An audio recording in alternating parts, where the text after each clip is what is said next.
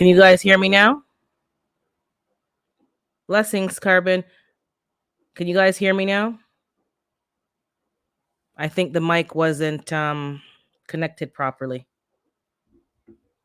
Give me a second here. Okay, thank you. Thanks for letting me know. Because I would have been, at least I wasn't saying anything important. I was just saying I'm watching my own live. If you guys let me know, I'm on an Android. And on my phone lately, I'll click on somebody's live and the screen is just black. I know they're there on camera. Their camera's on, but something's going on with this. It's not my phone because I reset my phone. It's the app. So, well, it doesn't really matter because half the time I'm listening, I'm not watching the video. I'm listening to you guys talking, but it's literally showing me nothing. So I can't even check my visual on my phone. This is a hot mess. Well, blessings to everybody. Good to see you all. I was just saying, I think today's a live-a-thon, but I'd figure, those who want to watch are still going to come over here and watch and participate anyways. Sometimes we have different audiences. So, but there is a live-a-thon going on today. You'll see some of your favorites and people that you know. Hey, Rashonda. Blessings to you, Mama. You'll see your favorites going live. I think Tori's going live at 4 o'clock Eastern Standard Time. I don't know if anybody else, I didn't check the schedule to be honest, but if you are into the Tori's brain games, you're going to love that. And you can check him out. I think we're going to do Family Feud today. So shameless plug. Let me go back into my own live and see if, okay, I can see the camera now. Okay, something's wrong with this app on the phone, the Android. So blessings to, Rashawn. I think I got everybody. Hey, Crubby the Beagle. So yeah, we're continuing last week's conversation. My intention was to just have trivia and just fool around. It's the holiday season, and then too much has happened this week. So sorry, not sorry. We're gonna have to discuss health and wellness, again and a bit more in depth. I found out that a fellow YouTuber, for those of you who know, I don't know if you know him, but Fat Ninja DM, I found out has passed. I did not know that. I haven't seen him in a few weeks. He was coming to my lives. You may have recognized his name in the chat. I was going to his lives. He did, shout me out and give me hail me up on his live. And we had a good vibe. And I haven't seen him in about now it's 3.5 weeks. And I found out on somebody else that he passed. Unfortunately, that was on Monday. I found out he passed just before U.S. Thanksgiving. It seems I was told it was a heart attack. And the man, based on somebody else's tribute, said 1975 to 2022. Blessings, Fifi. That means the man was 47. Like 47. That's not old. Like most of us are in that, around in that category, maybe younger, maybe older. The man was 47. So I'm like, obviously, we need to keep talking about health and wellness because there's too many casualties. So yeah, you guys agree? Fifi, yeah. So I don't know if you guys know him. I knew him. He was a gamer, but we connected and through some other channels, and he and I just had a good vibe. I liked him. Oh, you're walking now. Good lashes. I'm telling you. So I again, I'm back on health and wellness, not to drag it out, but just to keep reminding us, because obviously, like, this ain't no joke. 47-year-old was found by his wife unresponsive. It's just there's too much going on, and most of you may know it's been in all the news. Twitch, the DJ from Ellen passed, but I know him from So You Think You Can Dance. I used to watch. I watched him from the beginning when he competed. Then when he was an all-star, like, I was a fan of him. I loved watching like the hip hop get, international stage recognition, watching them learn how to do like classical dance and like kill the game. So I've been a fan of his from when he first came onto the scene on TV, that is. Blessings to you, TLC in the Garden. And, it's just reiterating stuff that's going on. So sorry, there'll be no trivia today. Trivia. We need to talk, in a lighthearted way, though. I don't want it to get down about, what's happening. I didn't see it yet, but I will check it out. I haven't. Oh, I guess. Oh, you're talking to Renaissance Grandma. Blessings can't stop walking, but love mowing. And so yeah, so we lost a fellow YouTuber. I really did not know until somebody mentioned it. I'm like, no, no, no, you're lying, right? And they go, no, Urban, we're not like it's not a joke. He really did. So I was like, oh man, like it just like that's horrible. Literally here 1 minute and then not here. And cardiovascular heart disease is a big problem in our community. So let's just talk a bit about health and wellness. That's why I'm fighting so hard to get my hypertensiveness under control, because you just don't know the effects and the side effects and what could happen to you. You just don't want to risk it. Most of us are now in our prime. We're now at an age, we're still healthy, we can travel, we can come and go as we please. You have the finances to kind of, explore the world, buy the house that you want, the car that you want. Like, you're in a good age and a good place where you can still have, you know, fun and excitement, and just, your kids maybe are young or they're older. You can go on and off and do your own thing. You're not tied down to young children. There's so much going on at this age in life. Some people are grandparents now, never mind. And it's like, to be taken out at 47, it's just like, man, that's terrible. But let's talk about how we can try to prevent this. Some things are you're predisposed to. I hope we all understand that some things we're predisposed to, but you know, let's yeah, you'll be in the bushes, no problem. Thanks, G Mama. And don't forget to like the video if you guys came in. Thumbs up, please. It helps the algorithm. Let me thumbs up my own video. And it helps get it out to more people even after the live is finished. So I'm just looking at the chat on my phone because it's more reliable on my phone. So I hope everybody had a wonderful day. What morning getting up? I love getting up. I'm so thankful when I get up in the morning. Blessings to you. I think I see she said, yes. I'm thankful. So first let's talk about thankfulness. Are all of you thankful? Really truly thankful? Like when you for the small things. When you wake up in the morning, whether it's sunny or not, are you thankful? Are you happy for another day? Are you expecting positivity and blessings in this new day? Are you expecting something great to happen each time you get up, regardless of what happened the day before? Are we like moving in this life with positive energy? You tell me. I'm asking a question. You tell me. So yeah, she's thankful. She said she's thankful for everything.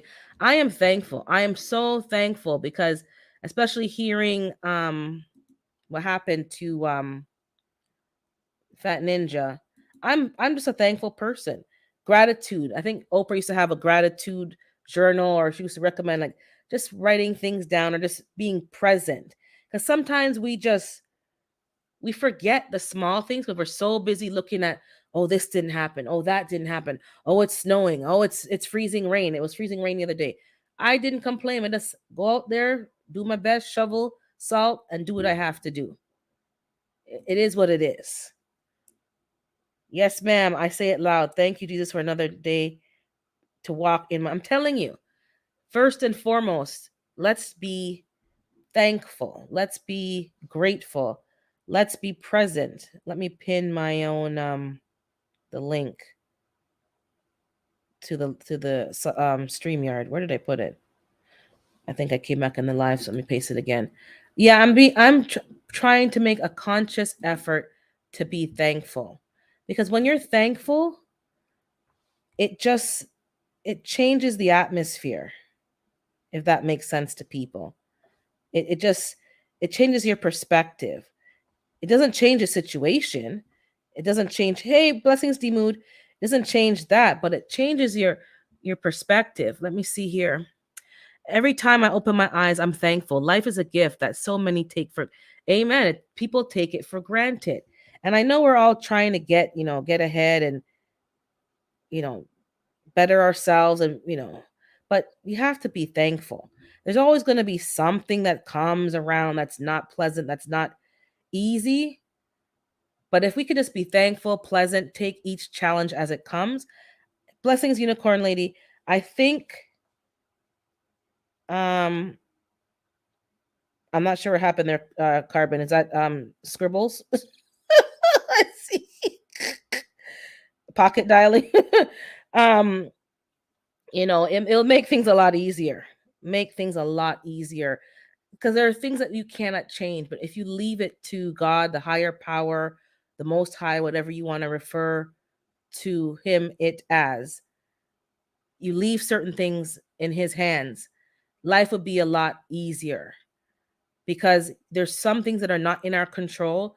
There are some things that you just have to ride the wave through to the end, and letting Him just take care of it, leaving it in His hands, just gives you, it just makes it easier. It's almost like you're pretending for a minute to be a little kid, and you're leaving things in your parents' hand because you're a kid. You don't have to worry about that. It's almost that same thing. Yeah, no problem. I figured. I wasn't sure. Um, so it's like, because sometimes we all want, even as grown folks, you want somebody else to take care of certain things. And sometimes it's not a physical person, it's a spiritual person, because sometimes it's just too much. It's just too much. So after seeing what happened this week, and watching who said what, and who thinks, all rhetoric, all hypothetical when it comes to Twitch. The note was left, like, we don't know. We don't know the ins and the outs, what happened, what caused that. We don't know. You may think, well, he has young children, why didn't that keep him centered, and let him stay? I don't know. We can't judge anybody. We just can't. Just learn from other people's examples and try to do better, and be there for people. There's a saying, be there for your strong friends, and this just shows us it's true. Your strong friends will always show, yeah, I'm good, I'm fine, I'm okay. I'm okay, but sometimes they're not okay. Sometimes me myself too, I'm not okay. But we're one of the strong ones that have to hold it down, hold it together, get things done, get people where they're supposed to be, hold the family together. And sometimes we, the strong ones, get neglected. So let's check on your strong friends, your strong family members. There's just too much going on. Health and wellness. Now, I know the phone listens to us when we talk. So last night, I was on IG, and the amount of things that came on my feed about constipation, because we were talking about that last Saturday, and I'm thinking, this phone, it was funny, but it was kind of, I'm glad for the videos, because it's things that we've been talking about. And I know people don't want to think about certain things or talk about certain things, but I think if I talk about it, it makes it easier for you guys to talk about it or think about it and take the necessary steps. Um, Yeah, exactly, Carbon. I saw the video that um Columbus, the actor Columbus, he said that he thinks it's to do with, but the video came down. He took down the video. He lost a lot of money in crypto. Blessing Salon Diva. And it's like, I don't ever, and I'm not knocking him, don't take it that way, but I don't ever want to be in a position where I don't feel like I can rebuild. The same way how he built that wealth, you can rebuild. The same skills, you have better skills now than you did when you were younger. He has more connections now than when he was younger. He's well loved. You can rebuild again. And I hope people understand that if you lose your money, you lose your investments. It's a terrible feeling. Don't get me wrong. I have something going on now, and I'm like, I haven't got my money back yet. And I'm thinking, where's my money? And it's been delayed 6 months, 7 months. Now they're saying the first quarter of 2023. And I was told by somebody, start rebuilding, so that if that doesn't come back, you've already replaced it. And it's true. Don't ever think you cannot rebuild. Don't don't believe those lies in the voice in your head, and whatever's their lies. You can rebuild again. I don't believe that. But yeah, he must have lost a lot of money in crypto. So this is what the celebrity said. And then he was saying, I'm not gonna take myself out. I want my money. I want my money. Columbus. And I'm like, and he was calling out people's names. I'm like, something's going on. that was linked to the crypto that crashed. I don't know, guys. I don't know. This is just he said something and people are talking on it, and I don't know why. Um, but and yes, Gina, she said, let me go back to StreamYard to get the comment up. Depression does not look the way people think it should look. Exactly. It doesn't look a particular way. It doesn't have a particular face. It you don't know. And people are saying depression, but from what the other person said, he took a hit financially, and like he went through a trauma, and maybe he felt like he couldn't go on. I don't know. And if something happens as a trauma, we have to be there to support our family. Don't ever take it for granted that saying a positive word could help your even your sister, your brother, your husband. You don't know what's going through their mind. You live together, you share your life together, but they're still going through independent things. D Mood say my family lost someone this year to the same thing, and we did not see it coming. Exactly. You can. Oh, thank you, Lashes Journey, for the super chatter sticker. I'm not sure what it is right now. We don't know. And what I don't want to ever us to ever think is that it cannot happen to us. I'm not one of those people that thinks that it can't happen to me. I've been through some things, and if it wasn't for the grace of God, if it was not for the grace of God, you may have never met or heard of Urban Gardening Chronicles. Honest to God, because sometimes it takes the one thing, and sometimes it's many small things that keep piling up on you, and it's just too much. The quote unquote straw that broke the camel's back. It may break my back, but it cannot break God's back. And that's kind of what I resolve with, is that he can carry it. If I can't carry it, he can carry it. So I said a couple of weeks ago, let's be conscious of people's, it's the holidays. It's a hard time for people. We don't know what people are going through and covering up. We have some water. I'm not sure. Sometimes it's a triggering time for people, but let's just be conscious. Let's be kind. Let's be patient. Let's use our words mindfully. Like, be mindful of the words that you say. I know we all say things that maybe take it out of context or twisted, because the person, when people have a negative mindset, it doesn't matter what you say. They twist it into something negative when you didn't mean it that way, because they're so sensitive. But just try to be mindful as best you can of your words. Even with that, they're going to try probably find something negative. D-Mood saying the crypto streets are bloody. Let me put it on the screen. It's not responding. StreamYard. The crypto streets are bloody right now. Folks are losing a whole lot of money. I lost a bag myself, but it's all part of investing. And never invest more than you can afford. Amen. I have crypto, a small amount of crypto, and I don't know how it could go down, because it was literally, I didn't buy Bitcoin. I couldn't afford none of that. I bought the little small things, and even then it's going down. Even some of my stocks. But that's the point. You're right. Never invest more than you can lose, and keep in that number. When somebody comes with a get rich quick scheme, there's usually a lot of strings and stuff attached. So I have some things invested in some solid chip companies, and I know that it'll bounce back, because you have to be in it for the This is not, let me change my banner. This is not financial or any kind of advice, but exactly, you have to take a hit. So I think some celebrities put obviously they have more money than we do, with millions of dollars, and they probably thought, a get rich quick scheme, and they didn't factor in, losing the money.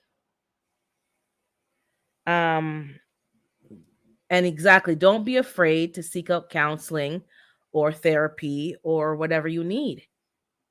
And if Blessings Planter Garden, if you had a financial loss or an investment loss, meet with people who have sound, what's the word I'm looking for? Sound advice. There are people that you have in your life that you may, they have sound advice. they've been through losses and they rebounded and they understand the cycle of investing and stuff. Just hold on. Hold on.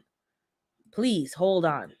There's a song, gospel song, Whitney Houston actually on her Christmas album. Hold on, help is on the way. Help is on the way. Just ask. Sometimes you need to ask the Father, God, I need some help here. Like I'm in a bad situation. He will send help. You can get out of it. You can rebound. You can bounce back. It may not be easy. And I'm saying this because I watched a video on Steve Harvey, and he mentioned that he was in a jam with taxes. He paid his taxes to his accountant, and the accountant never handed in the check, and the accountant died. And then when the clerk was going through all the files, they said, like, you owe how many years in back taxes? But then he goes, but I paid. But the accountant would withdraw the exact amount from his account that matched the taxes, but Steve never checked that the checks cleared because you're trusting in this individual. So we all know how that went. So Steve Harvey was basically either going to go to jail for tax evasion or whatever they call it in the States or whatever. And he had to work back to back to back. You can watch his story. I watch a channel called Earn Your Leisure. Blessings, D-Moon. What's up? Good morning. Good morning. And he had to bounce back and pay all those taxes to keep out of jail. So it's possible, but you need to get some sound counsel from people who can help you. Don't think it's impossible, guys. Please. How are you doing this blessed morning, D-Mood? I'm good. I'm up. I've been watching this live-a-thon that's been going on. So I'm a night owl anyway. Yeah, you guys, I cannot keep up with you guys. I'm like, you guys I'm sleeping. I'm turning over snoring at that time. But I did pop into a few lives last night on my water break, but I didn't say nothing in the chat. But I did pop in the bushes. Yeah, I did the same thing. I wasn't saying a whole lot, but I was, just came on my YouTube. I was watching a movie, and I just came on my YouTube. I saw you on, and your topic hit close to home, because me and my family is on my wife's side more so. We just had a loss in April, and we did not see it coming. And this was a strong person in our family, and it rocked the whole family on both sides, on my side and on my wife's side. So I think sometimes people don't even think about it, but once that happens, it's all this stuff. It's all the second and third order effects that happen after the act. And this person thought they did everything. They prepared everything, and they left all kind of notes and everything. It still wasn't enough because everybody's saying, "Why didn't you ask for help?" Why? Yeah, the why. And then everybody's saying, "Well, we did see this and we did see that," and then everybody said we did try to help. But the thing that we got out of this is you cannot make somebody do something if they do not want to do it. Amen. That is the truth.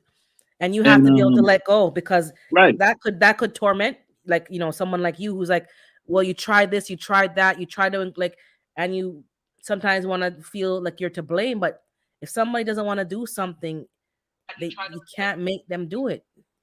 And I personally talked to the person several times. I'm talking about, we had conversations, went and visited. I actually drove to a whole different state just to have a conversation.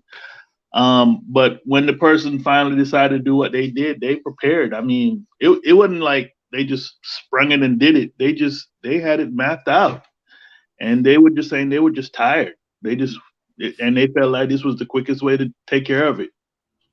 And it happened. Wow.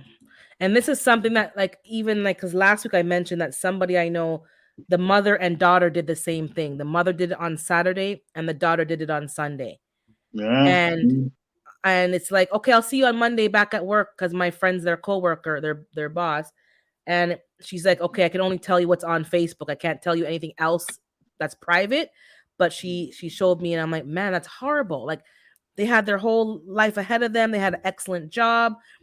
and they said, "Yeah, I'll see you on on Monday or whatever day or Yeah. Sunday for their shift," and they both were gone.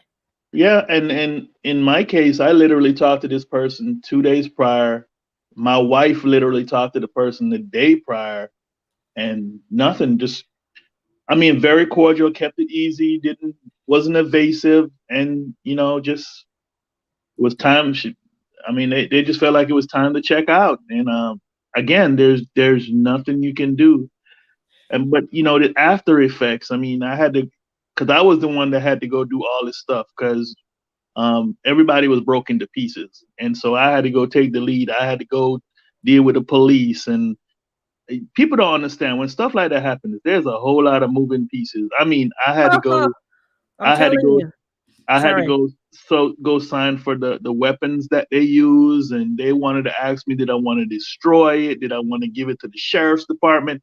There's a whole bunch, and then the sheriff's department and the different people, they're like, man, this is an antique. We can sell it. I'm like, dude, are you serious? I mean, Yeah. there's so many pieces, and then you see the vultures come out. I'm talking about family members and friends, and everybody wants to know what happened. It's like ghoul time. Yeah. Everybody wants to know how messy was it? How was this? How was that? And I Oh had to, my goodness. oh yeah, Jeez. I had to give my family the briefing. I sat everybody down, and we just basically, I just told everybody, just let everybody know the person passed. That's it. You don't need to explain, blah blah blah. They're not here no more. And sometimes you just got to close ranks as a family. And when you're trying to process something and outsiders are trying to dig for information, that makes it worse. We had to, even when my mom passed, and that was just like a regular passing, Right. we worked together and we scripted a message, a text, WhatsApp, whatever message, to go to everybody of the announcement and the whatever, and respect our privacy, and we would spread the date for the services and blah blah blah. Listen, I'm gonna And I tell you was how. very careful of who came to the hospital, because when people are sick, they don't look their best. And I don't Mhm, need that last image in certain people's mind, only the mhm. close, intimate people. And that was Well, it. I'm gonna tell you, this person left explicit details of things because the police were the ones that had to give us, you know, the notes because it's evidence. I mean, you got to go through all kind of stuff just to get the notes. People think when this stuff happens, me, I was naive to it because I had never experienced that. Hmm. The whole time I served in the military, I always, there was always people doing it, but there was never nobody that was close to me. And all of a sudden now it's like, bam, right there in my face. And the family like, okay, we need you to take the lead on this. I mean, you're the alpha, you're stronger. Not necessarily, but I like, No, okay, not necessarily. exactly. I'm And just as weak as everybody else, but I guess you look stronger, you well, sound stronger, but no. part of it too, like everybody was, pretty much going to pieces. And I just like, basically what I had to do was literally switch my emotions off to take care of business Hmm. because the biggest part was how um how antiseptic the police were. The police don't give a shit. They are trying to find out, make sure it's not a homicide. They're going through all that. So once you deal with that part, then you got to deal with the insurance company. A lot of people don't understand that stuff it's like triggering. I mean, no matter how delicate you try to do stuff, there's somebody that's tech that's pulling at you for, and it was just a mess. And then because of that situation that happened, literally 2 months later, two more people died. They just couldn't deal with it. They just said, "Look, you know what? My family member is gone. I was close to that person. I'm done." They just gave up. Now they went Wow. naturally, but it Hmm. was just like a trickle down effect. Within the space of 2 months, we lost four people. Wow. In So and by the time you get to kind of get your ground stable, it shakes again. It shakes again because another person. Yeah, to the point where we went to three funerals. When the fourth one happened, my wife was like, "We're done. We're not going to no more funerals. I can't deal with it no more. It's just too much." You know. Wow. Yeah, I mean, and Now I'm gonna get off that because it's getting in my head now. Let me get Yeah, to this yeah, quick. yeah. Well, yeah, exactly. Let me But get to the crypto thing that you're talking about. So I'm during the pandemic or the whatever they call it, pandemic. I I dabbled a little bit in the crypto, and I put a few bags in it, and it Mhm. was profitable until it was. Yeah, yeah. And one of the things that I did, and I do it with all investments, with traditional investments, the same way I do with crypto, stocks, bonds. You only invest what you can afford to lose. And nobody wants to lose, but if you lost it, it is not going to break the bank. Exactly. And like you, I did see the traffic about, there was some issues that happened with crypto with this guy. I saw it and I'm like, because I'm thinking, at his pay range, he must have threw a lot of money in it. But at the same token, I'm like, if you made that money, you can make it back. Yeah, that's the way that I'm, and I don't want to sound cold, but like the same way you made that money, because they don't, when you're in it, you're not thinking clearly, obviously, that you Hmm. have connections, and connections are worth more than money. Because when you know the right people that could connect you to certain investments or deals or real estate or whatever, or even new jobs. He was an executive producer, he could produce another show. Like, he was connected. You Yeah, can make that because money back real quick when call in some connections. when did it happen? Wednesday, I think it was. Wednesday, and he was supposed to DJ a event for Master P today, and it was a six-figure paycheck he was going to get. So he was making money, and you know what? I don't get it. Yeah. I don't try to understand it, and me having gone through it with my family, and just saw, and you know what it has done though. I would tell you, it has made me hyper vigilant with my kids, because I'm a straight talker and I talk straight to my kids. Hmm. And you just got to be, check on them. And I tell my kids, even though we're checking on you all, y'all need to still check on us, you Yeah. know, Yeah. because you never know. I think for me, it's almost as if, because born and raised in the church, people don't really want to talk about these negative thoughts that people may have, or even admit that they themselves have had negative thoughts. It's like they push it under the carpet instead of Hmm. telling people the truth, that yeah, they've had negative thoughts, but they push those thoughts to the side, like that. It's normal to have these kind of thoughts, is what I'm saying, that these thoughts do Hmm. come up in everybody's mind, but it's what you do with those thoughts that kind of determine what path you're going to go on. And they But act like it doesn't exist, like it just, like, you can pray it away, you can praise it away. Sometimes you can't. one of the irony was this person, the family member, was big in the church, and that's kind of one of the things that drove her. She was embarrassed to go talk to somebody because she was in the church. She's like, she used to always tell me, I know I'm going to heaven. But when the problems, and it all started, actually, it started like right when I was getting ready to go deploy in a couple years ago. And somebody else got injured, and it was a lot of blaming and a lot of accumulation of guilt and stuff. It was just, the whole thing was just sad. And Hmm. even when we knew and we trying to help, they, when a person is determined to do something, it doesn't matter what you're thinking. And the Hmm. biggest thing that we heard, and you always hear it, what did the family do? Why didn't y'all do something? How y'all know we didn't do something? Blame, they have to put the blame somewhere. This is how human Exactly. nature is, and it's unfortunate that Exactly.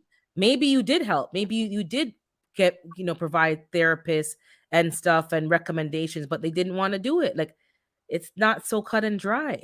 Yeah, and you know what? The unfortunate, fortunate thing about it was she was an impact in the community. So that's why when it happened, the community was upset. They were like, "Well, what did the family do? What y'all do? Y'all didn't da da da da."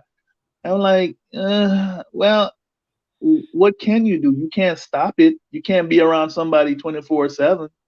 They're gonna do what they're gonna do. I Period. had somebody who was on a different situation where they were a coworker, or a supervisory officer, and the person completed that. They took their own They took themselves out, and the spouse was emailing and blaming the supervisory officer. Mm.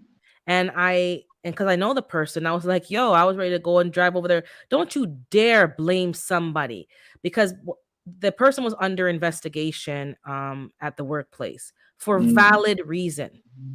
And people want to skirt around issues for valid reason. And I'll leave it at that because I can't say too much because Yeah, she might cuss me off. but you know And what though? People are doing that for coping mechanisms. right. I'll tell you. And then the person is actually every year on the anniversary emailing the person Mm, to well, blame. And I said the devil is a lie. The person made a decision. Why don't you blame? Why is the spouse not blaming themselves? Because you live with the person, you're there with the person. But no. So the person's now actually abusing the person I know, and every anniversary saying, your fault, and nasty letters, nasty. And I'm like, this. Anyways, I don't want to go into too much, but it's abuse. It's abusive. And I said, this is abuse. And I said, you need to call the police and you need to get a restraining order against this person for any contact, because this is abuse. I'll tell you. In 2012, I was in Afghanistan, and I had an opportunity to work with this officer. He was from another branch of the service. He was actually a Navy SEAL. I mean, this guy, he was fucking Captain America. I mean, he was the prime of his life, great shape, great family. I mean, he's on top. He's a SEAL. I mean, you can't get no better than that. And he just woke up one morning and decided, I'm done. And we found him. He was gone. I mean, you put a 5.56 in your head, you ain't coming back. That's what I've come to realize now that I'm learning about firearms. Yeah. Yeah. So I mean, it's sad, but you know what? It's good.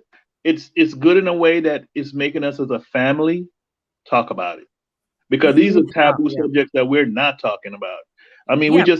we just had the guy in Disney jump off and kill himself because his wife made a phone call about a argument they were having, and then he saw his whole 20-something year career going down the tubes. You don't know what triggers people. It's just weird.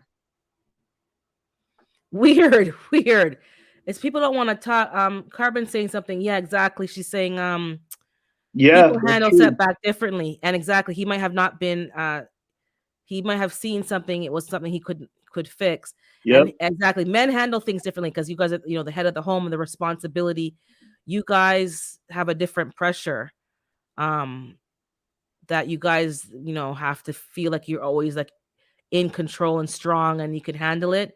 And sometimes it's not the case. I think about it. I've been in stressful situations where I almost died or got killed, and mental pressure was a thing.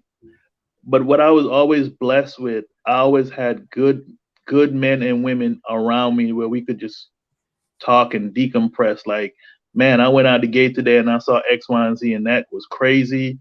And that every time I close my eyes, I'm still seeing it. And then you have somebody that you can just dump that out on.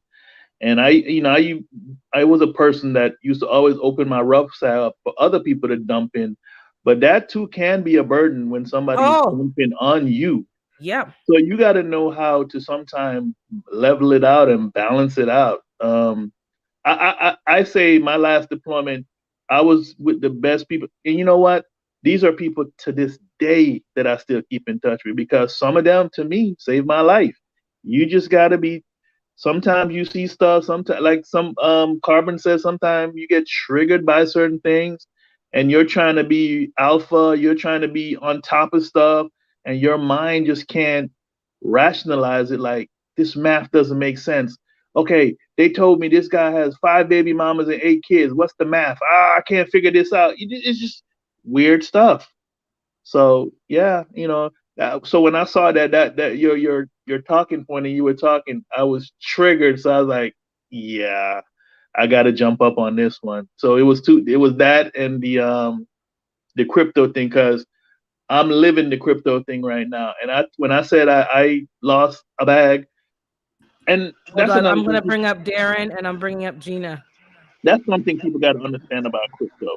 You actually don't lose crypto until you You sell it. sell it. Yes, that's what I learned. It's But down, but when you sell it is when you take the loss because a mhm. lot of times it can rebound. You wait for that rebound and then you sell. But it is what it is. But Miss Morning, Gina. Urban, Morning, Darren. good morning, Hey, guys. I'm gonna jump hey, off of here. Okay, thanks, Mood. Thanks for adding Thanks to for the having me up. conversation. hey! If can you hear me? Yeah, we can hear you, Darren.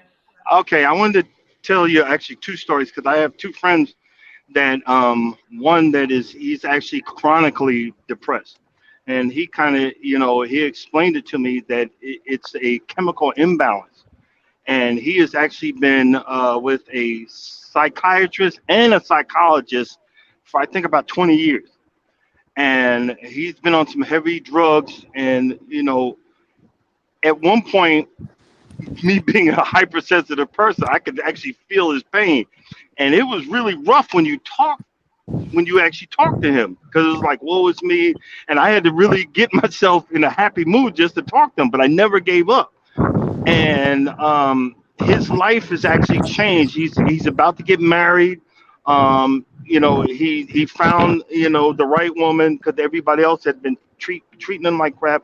But I was reminded by while I was listening to you guys, there's a Bible verse that steel sharpens steel, and yeah, we want to say, hey, I'm here for you, but you got to be at a different level to say, look, you can say anything to me and you will not be judged. And I have two friends that I can actually go to and say anything to.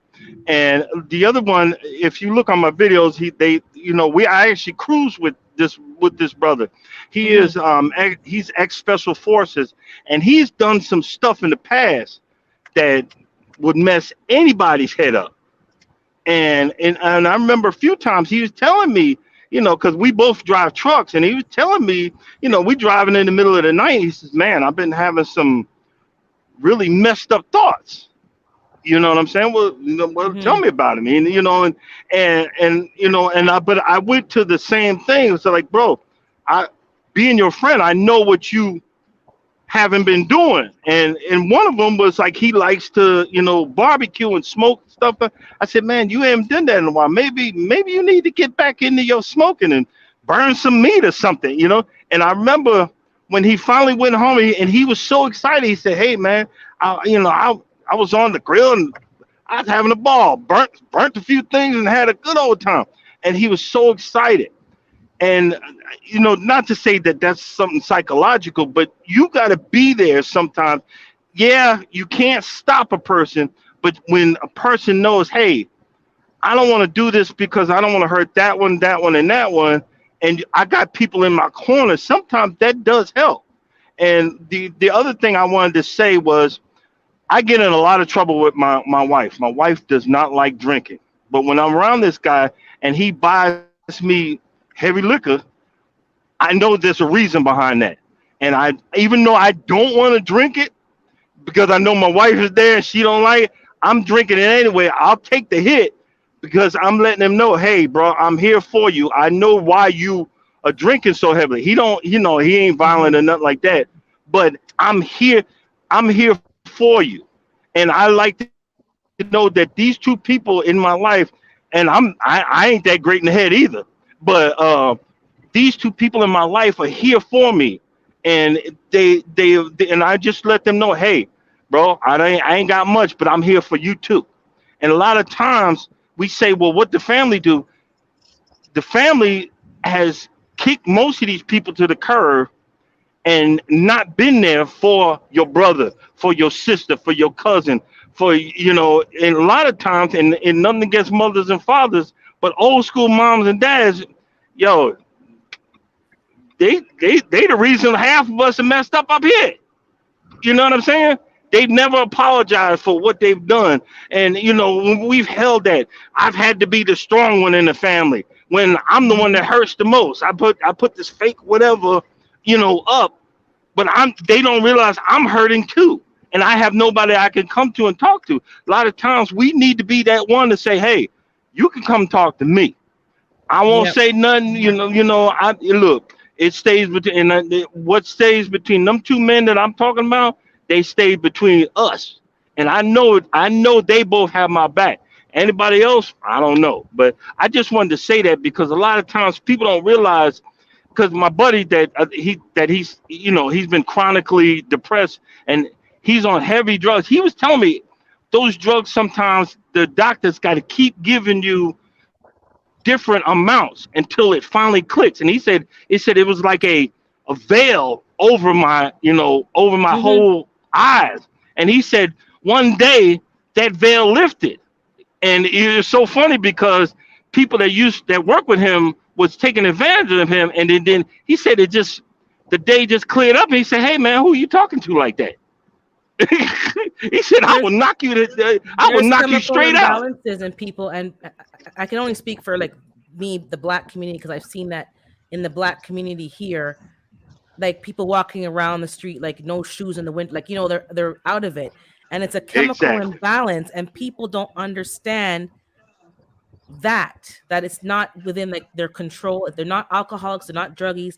There's a chemical imbalance or there's a trauma that's from childhood, and they can't get through it, and they just need some care. But we're so judgmental and so, get away from that person, and they don't want to be near that person because they're quote unquote cray cray.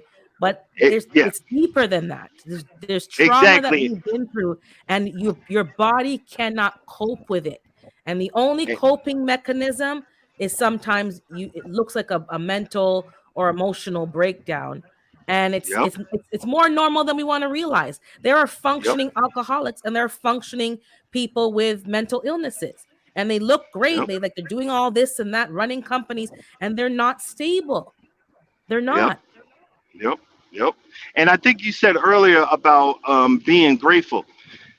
If you notice, I had not looked at that camera. I'm looking straight ahead. Yeah, and the reason I'm driving, yeah. But the reason behind that is I am grateful every morning I wake up, because not a lot of people don't say that, especially all you four-wheelers that be jumping right in front of me thinking when I'm packed with 80,000, I can stop on a dime. A lot of people, I've seen so much on this road that would bring a normal person to tears. And it's dangerous out here. And like I said, when I do silly stuff, you see me doing silly stuff on the video and I'm dancing or whatever, hey, I'm grateful for each day, each and every day. That's why I really enjoy, connecting with you, because you be throwing some deep stuff. And I'm like, I never actually got on someone's YouTube thing like that, but I was like, she hitting it deep. But other than that, I'm all done. Oh, thank you, Darren. Thank you for your contribution, because it's important. This is the whole point. People, I remember watching your video and showing when your truck burned to the crisp, and that you were sleeping and somebody either woke you up and got you. Like, had it not been just 1 second left or right, or something went in all of our lives, if something went a little bit left or a little bit right, many of us would not even be here, would not have even met each other. But you know what? I'm going to tell you a quick story about that. And this is a story about doing the right thing. Doing the right thing saved my life because of that. Because I was actually training a young brother on how to drive a truck. And, at that point, I was a good 300 plus pounds. So I'm stopping at every truck stop, getting double cheeseburger, French fries, 2 shakes and a bag of chips. And I'm not eating all this. And I'm noticing my trainee, he ain't eating nothing but a little can of weenies about yay big. And I just looked at him. I said, "Hey, man, hold up. Come on. I went back. Every time we stopped, hey, man, you need to get something to eat. Don't worry about it. I fed him. I fed him good.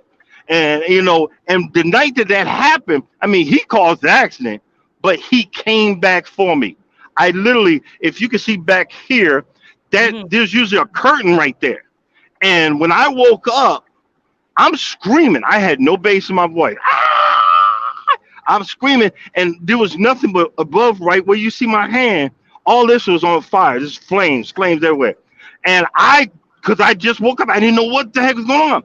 That man reached in, grabbed my arm, and yanked me out of that truck, drawers and all. I'm on the side of the highway with tighty whities, screaming at the top of my lungs. But doing the right thing made that man come back for me.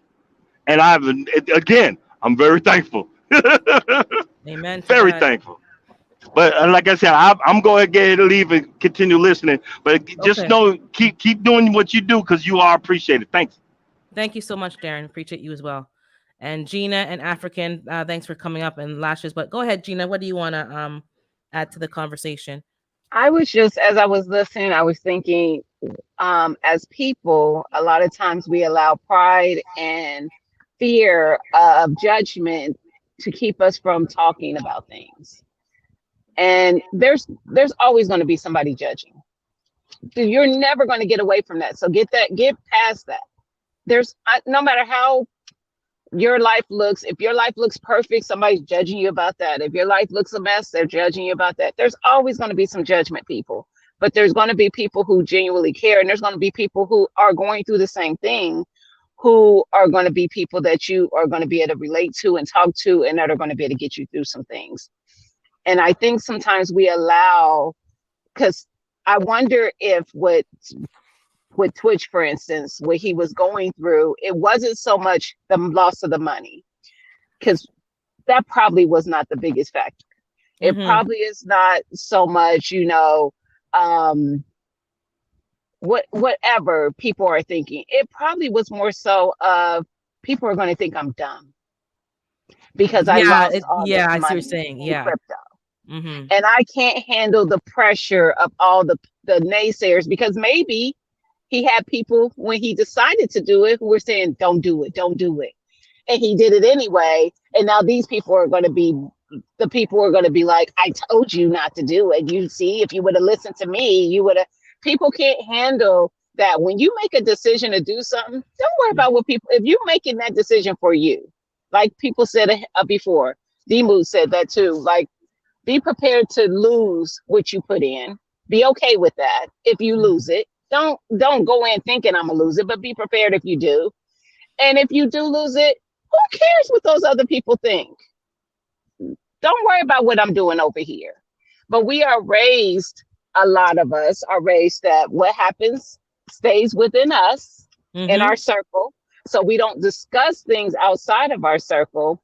And what I have found is I don't talk to everybody about myself, but I'm pretty transparent, and I will talk to people about things. And it's not always just somebody I'm close to. I might be in a doctor's office and somebody says something. I'm like, you know what? I did that. I went through that before. This is how I dealt with that. And now I'm helping somebody else get through something they're going through that they thought was so heavy and something they couldn't get through. And they realize, no, there's an easy fix for it. Let me give you this phone number. You call this place. They'll take care of that. They'll clear that up for you. You tell them this is the dialogue. You tell them blah, blah, blah. Same thing has happened to me before, where I thought something that was going on, I was going to have to take drastic measures to deal with whatever. And somebody I'll meet be like, oh no, this is what you got to do. The thing is, we don't talk. We don't talk amongst ourselves. Everybody is so private. And there's nothing wrong with not sharing with everybody and being a little private. But if you are private about everything, there's somebody who either works in a field of something or lived through something that you are dealing with that can give you what you need. That is such a simple fix. Simple fix, but because we don't want to talk about it, we'll never get the answer, because nobody even knows you're going through it, unless you are just lucky enough to come across a live or a post or a podcast where somebody decided that they were going to talk about this transparency moment, and you're like, oh my God, that resonates with me because I'm dealing with that, and now you have that help. But if you never come across those things, you're carrying, just like people say, the strong one. And when D-Mood said that the person in his family that committed suicide was considered the strong one, I think that what triggered me a little bit is that even with knowing that now the pressure of him being the strong one to hold everything else together is not fair, because now you're still that's not clicking for you, that strong people can only take so much too. We're still people. Exactly. We We can't are carry still our burdens people. and all of yours. It's Like, it's not always doable. no. It's just not. And I've been called the strong one all the time. My daughter does that to me all the time. My oldest does. I just actually was fussing at her a couple days ago about that because she thinks that she just can't take anything and everything is so heavy to her. And she's like, I'm not strong like you. I'm like, first of all, get that out your head because whatever is making you think that I'm so strong, I don't know. But don't put me on this pedestal of, oh, my mom is just so strong. She deals with this, this, and this. No, what I don't do, and this is my mom's doing. I remember in my 20s, I used to get extra stressed out about everything. My tire blow out. Oh my God, my tire! I don't know I mean, a whole meltdown. I don't know what I'm gonna do. And because I was a single mom living paycheck to paycheck, so it wasn't money. The thing with me is I don't have money to pay for this. And she would be like, after so many of those meltdowns, one day she just said to me, Gina, is this what you're doing right now? Is that going to fix your tire? No. And then she's like, so why are you working yourself up like this? We're going to figure it out and we're going to get through it. And I don't know why that clicked for me, but it did. So going forward, every little thing that hits me, even my husband will say that, like, you don't never let anything get you worked up. It might be a little bit in the beginning inside. I might get a little worked up, like either irritated or a little stressed, like where are we going to get this from or whatever. But I don't let it sit. I let it hit me right at the beginning. And then I'm like, you know what? We're going to figure it out. Either way, there's nothing we can do. We can't, stressing out about it ain't going to fix it. Exactly. So but we spend a lot of time planning in our minds our own downfall, our own demise, and we have a whole like script, and it's like, where did this come from? We create the narrative. My daughter does it all the time. I'm like, girl, you just made a whole, because she'll say it out loud. And I'm like, you just did that whole thing yourself. You created that whole narrative yourself. And it's for some people, it's literally debilitating. Like they can't get out of it. Like they're sinking, and they can't get out of it. Unfortunately. Very true. And I'm so thankful that I did. Like, I'm so thankful that conversation with my mom clicked for me. And that after that, I stopped letting things get me worked up in that way. Like if something happens, like if my tire blew while I'm sitting here in this parking lot, I'd be like, well, I'm gonna have to call my roadside and we're gonna have to figure it out. Well, I'm gonna leave this car right here for 5 days because I'm going home. Literally, I had to just walk. I'm leaving you right here because it's too much right now. And I leave it right there. I left it. Listen, ain't nothing I can do. I'm not gonna stress out about it. I got people around me that love me who will step up if they need to. And that's what we have to remember. We got to be okay with accepting things from people who love us and care enough about us to help us. Don't always feel like, well, I don't want to take something from somebody because they're going to use that against me later. If somebody does something for you and they use it against you later, you just knock them off your list of people that you will take something from in the future. Because you're not going to know until you do it. But if they do that to you, now you're somebody I'll never allow to do something for me again. Because I've had close family members who have done that to me. Like first, my immediate aunts, uncles type people who have done something for me and made me feel like I owed them in return because they did it. And I knew from that day forward, never again. But that don't mean that I want to allow somebody else to come in if they try to help me with something I'm going through to try to help. But I think that we have to get comfortable with just talking out things that are going on, because sometimes it's you're not the only one. Everybody thinks they're the only one who's done this one dumb thing. You are not. There's millions, hundreds of millions of us in the U.S. alone.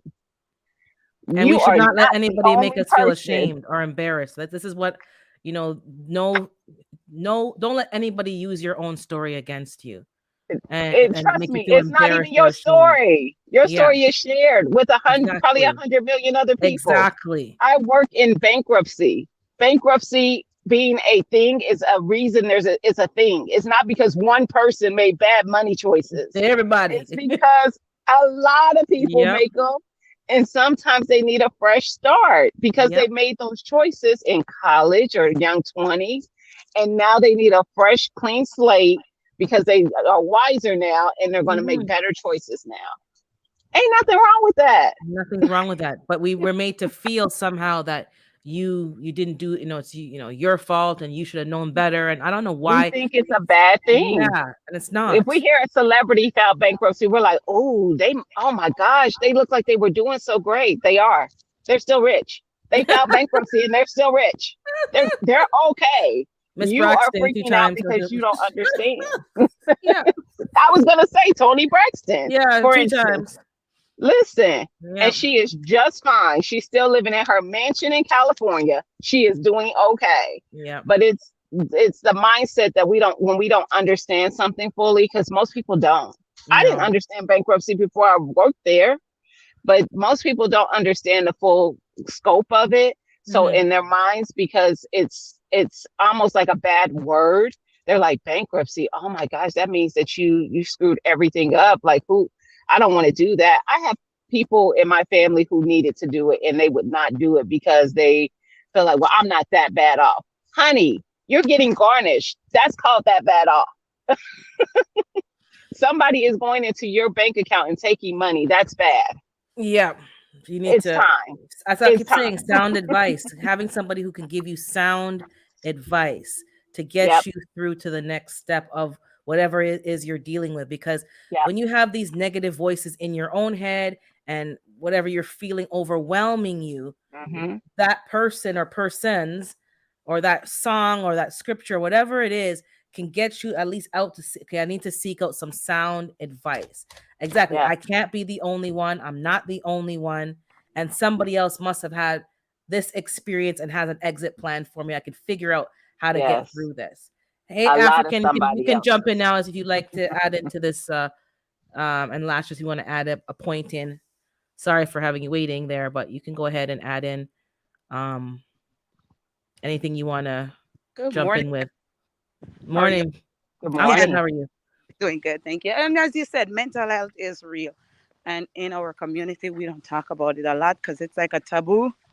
You know, people judge you, as Gina said, if you, when you share.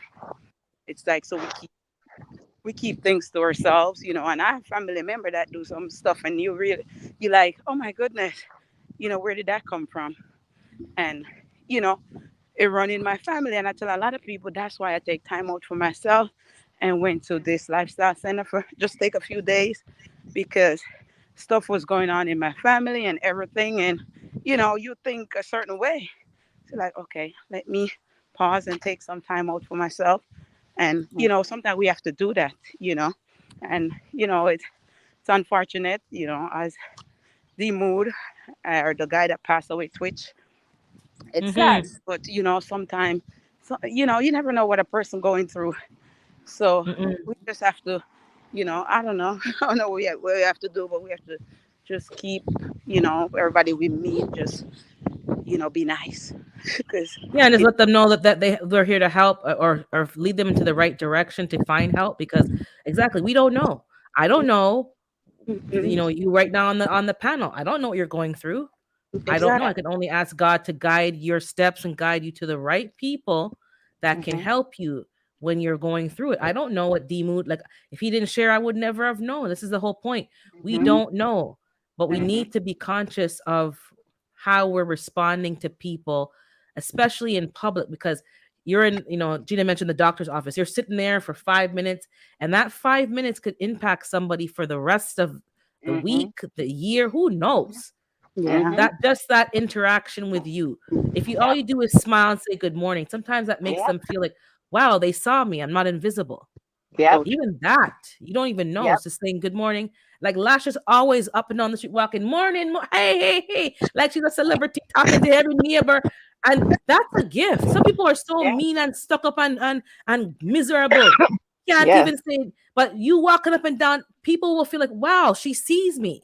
Yes, At least if she acknowledges me. That means a lot to a lot of people. it I'm not does. asking for people to be, a therapist. No, and that by no means. But we can at least be friendly and kind and approachable and make people feel like they're important. Because Yep. I don't know what when they go into their house and close the door, who and what they have to deal with. And And same with something me. else Lasha said was she did what she did with the clinic she went to for herself.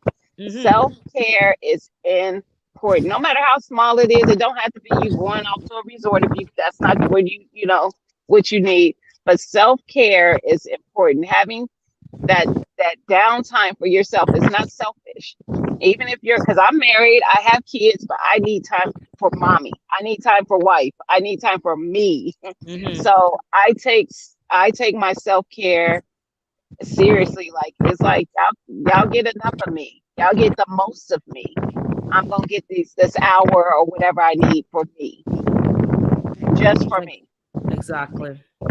And it's important. You need to have your thing, whatever it may be. If it just means quiet time, if you're just in a quiet place and you just meditate, or you just need to, you want to go and do something like whatever that hour is, or 2 hours, whatever time you take for yourself, Mhm. and do it on a regular. Don't do it just once a month or something. Try to do it like maybe once a week, once Yeah. every other week. Make time for you. Even if Mhm. it's every day, if you have 30 minutes, 45 minutes to yourself every day, that will impact how you show up for not just for you, but just for your family and your friends too. Yeah. African, are you there? Oh yeah, I'm here, sis. Okay. I'm just like I'm the gems that's being dropped and the knowledge that's being put out here is I don't know, man. I can always count on you to come through, sis, with them topics that need to be talked about the way you present it. And just I'm sitting up here extracting something from because I jumped in when D Mood was on. And Mhm. then, the other brother came up, and then, my sister Gina, she by four things she said just let me know, okay, I'm getting my grown on in the right way, in the right direction, because it's called growing up. We all need help, but don't let this is what I took from what she said. Don't let one person misusing your situation make you turn away all the help your ass gonna need tomorrow. And Yeah. I'm a victim of that myself because Mhm. I got it. I got it. Okay, you gonna do me like that? Hell, I'm sitting Mhm. over here on damn the 35-year-old grudge and won't ask certain folk for nothing. But Yeah. I had to realize them. It's just them. Don't Yeah. let them have a second chance. Don't let the whole world not have a second chance. Yeah, that's why people don't never fall in love no more. Which I'm not. That's a whole nother conversation. Oh yeah, that's But another can of worms. Don't open that one. that's another conversation. But and then my sister Lashes, like like Gina said, the getting away, knowing that you need my wife, my best friend, and I love her to death. But damn, sometimes I just need to be in a different room from you, and I know she needs to be away from me sometimes. That part. I'm sure of it. I'm sure of Yes. it. Facts. So, Facts. It don't mean but you don't love them. You love them enough to take some time away oh yeah, so that you can absolutely. show up good, so you can show up the way you want to for them every time you're in their presence. Right. And I'm 100% sis. And there's somebody who I'm still waiting on that person. I ain't met nobody who ain't never been through nothing in life yet. But Listen. I'm sitting over here and I'm listening to y'all and I'm thinking that somebody who had worked a stint in mental health, and look y'all, I'm not a PhD. I'm not no doctors over here, but I can read and write, and I worked in that field for a little while, and I got exposed to a lot of things, and I always found myself comparing those experiences to my actual real life experiences, and some of my methodologies were not necessarily clinical because they were unorthodox, because I'm looking at it from a completely different angle. I'm looking at it from a real life angle, and especially with me being from the South and I worked in Seattle, I'm around a different environment of people, but I'm peeping these streets a whole different way. You know, so I'm working with people who, you know, you're from a better neighborhood. You grew up with more resources. You look at life completely different, but you're working with a community of people that you don't know what they everyday real life is actually about. That's one thing. So that kind of brought its own issues within the within the work environment, because I'm relating to people and you smarter than me on paper, but people coming in asking for me, and I'm just little old me. But that's a whole nother conversation as well. Yes. Another point is and D Mood, where he said he touched me because, you know, I have a lot of veterans in my family. I have a lot of veterans in combat and otherwise peacetime who've been through a lot of things. And, you know, if I had ever been a veteran myself, I'd probably say, you know what I'm saying, shout out Lem Bang Bangs and aviation and all those other cool things that only the U.S. Army can do. But, you know, I think the trauma goes underrated because just about everybody on this panel has said our community, our community, our community. People, and people who look like me, who share my hue, everything that everybody up on this panel done said, almost made one of my eyes water over in the corner, because it's that real, because it's that deep. And comparing that to what D Mood said, not to compare it, but to juxtapose it in a sense. Baby, it's so many of these babies and grown folk and old folk out here living with trauma, because you can go through trauma in another country when you go outside the fob, when you go outside the gate, like he said, and you see certain things. But when you on your way to the corner store and that mama standing over her baby body crying and police ain't even put the sheet over it yet, we all traumatized. But that just goes because you got to go to work tomorrow. So what if you knew him? So what if you know his big mama house and you went over there Thanksgiving 4 last and you grew up with him, but he laying in the street or she laying in the street, and we walking around wondering why we feel like how we feel and why we messed up like we messed up. Because we just got to keep going. Can't take a break, can't breathe, can't sit back and cry for a little while. Sometimes folk turn to heroin, sometimes folk turn to that boss, sometimes folk turn to church, sometimes folk turn to a whole bunch of other things except help. Yeah. Except help. Yeah. And I'm gonna fall back. I'm gonna get off here because I want to keep listening to y'all talking. But I love what you're doing and what you're saying, sis, because I had the exact same thought, if I understand the topic correctly, because I did jump in a little late. But I was just talking about the fact that you know, Twitch, what happened with Twitch, and I was a fan of his from when I watched him compete on So You Think You Can Dance. So it's almost like you kind of grow up with a person, you know, that same age, and you watch him excel at his gift, and then you're thinking, you know, as an outsider looking in, like, even if he lost all his money, if that's what it was that some people are saying, you can rebuild. So what happened? And then a YouTuber that, you know, Fat Ninja passed away suddenly. I found out recently because I haven't seen him in a minute, like 3 weeks, and that's exactly what happened. I heard about that. He woke up unresponsive, heart attack, and we've been talking about health and wellness, and I was intending on having today like just a happy trivia, you know, pre-Christmas whatever, and then I'm like, forget that, as obviously we need to talk about what we need to talk about, and it's not always going to be trivia and fun games. But just to divert for 1 second, I know you mentioned something, I think on your live, because even you were feeling a kind of way, and then you didn't know what it was, and then you realized, I miss my mom, and then you told your wife, you know what, that's why I'm kind of acting a little off, you know. She probably noticed that you were acting a little off and didn't say, but you said, you know what, I realize now what I'm feeling and what I'm going through, and you let her know so that she knows it's not her. Like sometimes you're going through stuff and people say, oh, your family, you're this. They're right there, but they cannot help you with some of this stuff because you have to go through it alone. Not alone in terms of no one can help you. I know what you mean. Those feelings, only you were able to dissect and figure out what it is that was bothering you. Mhm. Sometimes Mhm. people can't help you with that. You have to do that inner work and say, why am I at, what is going on? And Mhm. figure it out. But you're not Yeah. alone, but you have to go through some of those steps alone. And Yep. people think, oh, well, why didn't she do this? And why didn't your so-and-so do that? Why didn't they get you?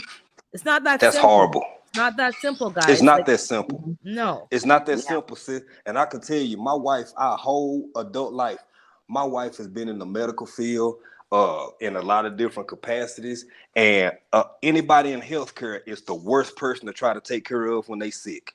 Oh, yeah. I'm, you know what I'm saying? My thing is sociology, and I worked in mental health. And I'm probably not the best person to, you know, try and always, I had to grow into that. I had to grow into like really talking to people, because strong. I'm strong. I'm like Gina, when you say I'm the strong one, man, I heard that since I was in my early teens. It wasn't nobody but me and my Listen. mama. She had some more kids. I'm helping raise kids that ain't even mine. I grew up way too fast. Guess what? That come out later on when you get grown. Yeah. All of the early me in April.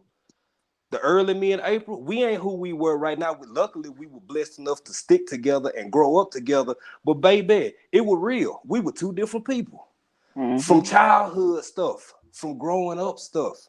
And like you Mhm. said, Urban, people come in and be like, why didn't you see this? Why didn't they see that? Hell, you don't, because you don't know.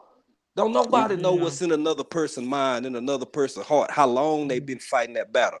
And I'm not ashamed to say it. I said it before. I say it again. February 2019, my mama. June 2020, my brother. My wife. That's damn near all I can say. My wife, because years of that strong African dream in y'all see, baby, everybody got a breaking point. Mm-hmm. I Mhm. had to learn how to bend, because if you bend, you can carry more weight. But when you just rigid and rock solid and you keep brushing shoulders off and you strong and you 10 toes down, guess what? Enough weight get on your ass gonna break.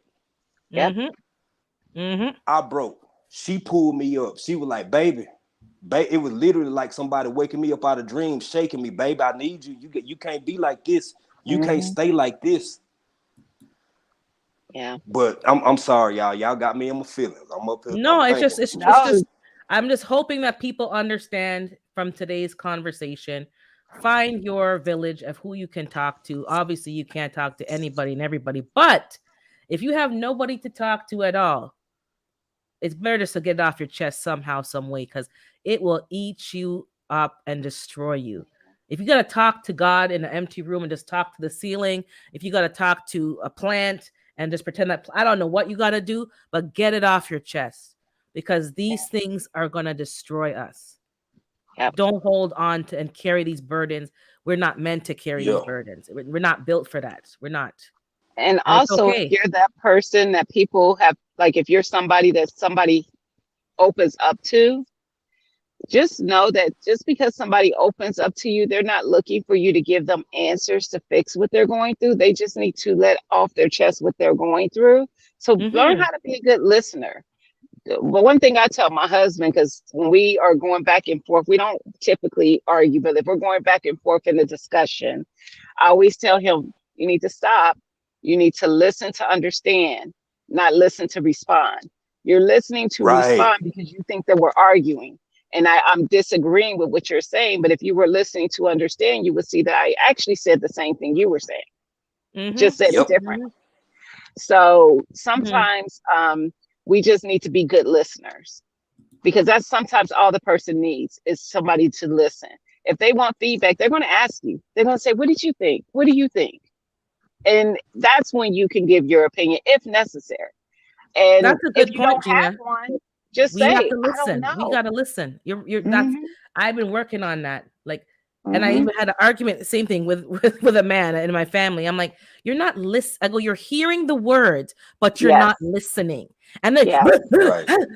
I go, you're not listening to Yes. what I'm saying. You're Yes. listening defensive, like I'm arguing with you, or I'm Defensively. calling Yes. you out, but I'm not calling you out. I'm calling out the Mm-hmm. situation. Mm-hmm. Separate yourself from the situation and you as a person. And I said, you're not listening. And then Yeah. finally he kind of, all right, I'm calm. But you know, Mhm. and he Yeah. listened. I go, I'm not talking about you. Separate Mhm. yourself. I'm talking about the situation. And it was a situation that he got involved in something because somebody pulled him in. And I said to him, stay out of women's business. Because Mhm. the person is bringing you in as a manipulative tactic. And I saw that before, but you're so in the situation that you're not seeing. I said, Yeah. remove yourself from the situation, please, and let me handle it. Because I know how Mhm. to deal with women. Mhm. And because he's so like doesn't want to hurt people's feelings, they pulled him in as a tactic, and he's not seeing. He just, well, you're talking about. I'm not talking about you. Get out of the situation, please, and let me Mhm. handle it. I know how women work, and it's a manipulative. Oh no, I'm like, listen here. I've been a woman all my life. I know women. I know how women run. So that's one thing I'm good at. Please. Yes. So then he finally heard what I'm saying. Then he saw how the situation played out. And he goes, but you called that. I said, I called that from day one. I know how women work. Yep. And how they like to cause the mix up. Yep. So come out of it and let me handle it. And it would have Yes. gone faster if you had stepped out earlier. But anyway, Yes. people That's a get good in their point. feelings. Like, stop And getting this in your is feelings and hear what yes. I'm saying. Not That's a how good I'm point, saying though. it, but what I'm saying. Because I may be, volume it and passionate and but don't hear that. Hear the words that I'm saying. Yes. And that's a good point, Urban. Also, this is like away from what we're talking about, but you made the comment, women. We women know women. Yes. And this is something I told my uncle, which is actually my husband's uncle. When I met his family, and I met his family kind of in a tragic way. We were dating, but I hadn't met his family yet. And his sister passed away. I had met his sisters and his brother, but I hadn't met all the family. Anyway, his sister passed away, and I kind of quickly met everybody. Well, his uncle was dating someone at the time, and he had been married a couple times. And he was saying how he just don't know why, he just feels like he didn't know how to pick because one of his ex-wives married one of his cousins. So Oh, now Lord. his ex-wife is married to one of his cousins, so she's still in the family. But what I told him at that time, I said, when you're dating whoever you're dating, do you bring them around your sisters? Because he has sisters. And he said, well, not necessarily. I said, let me tell you something. As a man, do you feel like you know other men? Like you could peep game right off jump when you're around other men? And he's like, yeah, women are the same.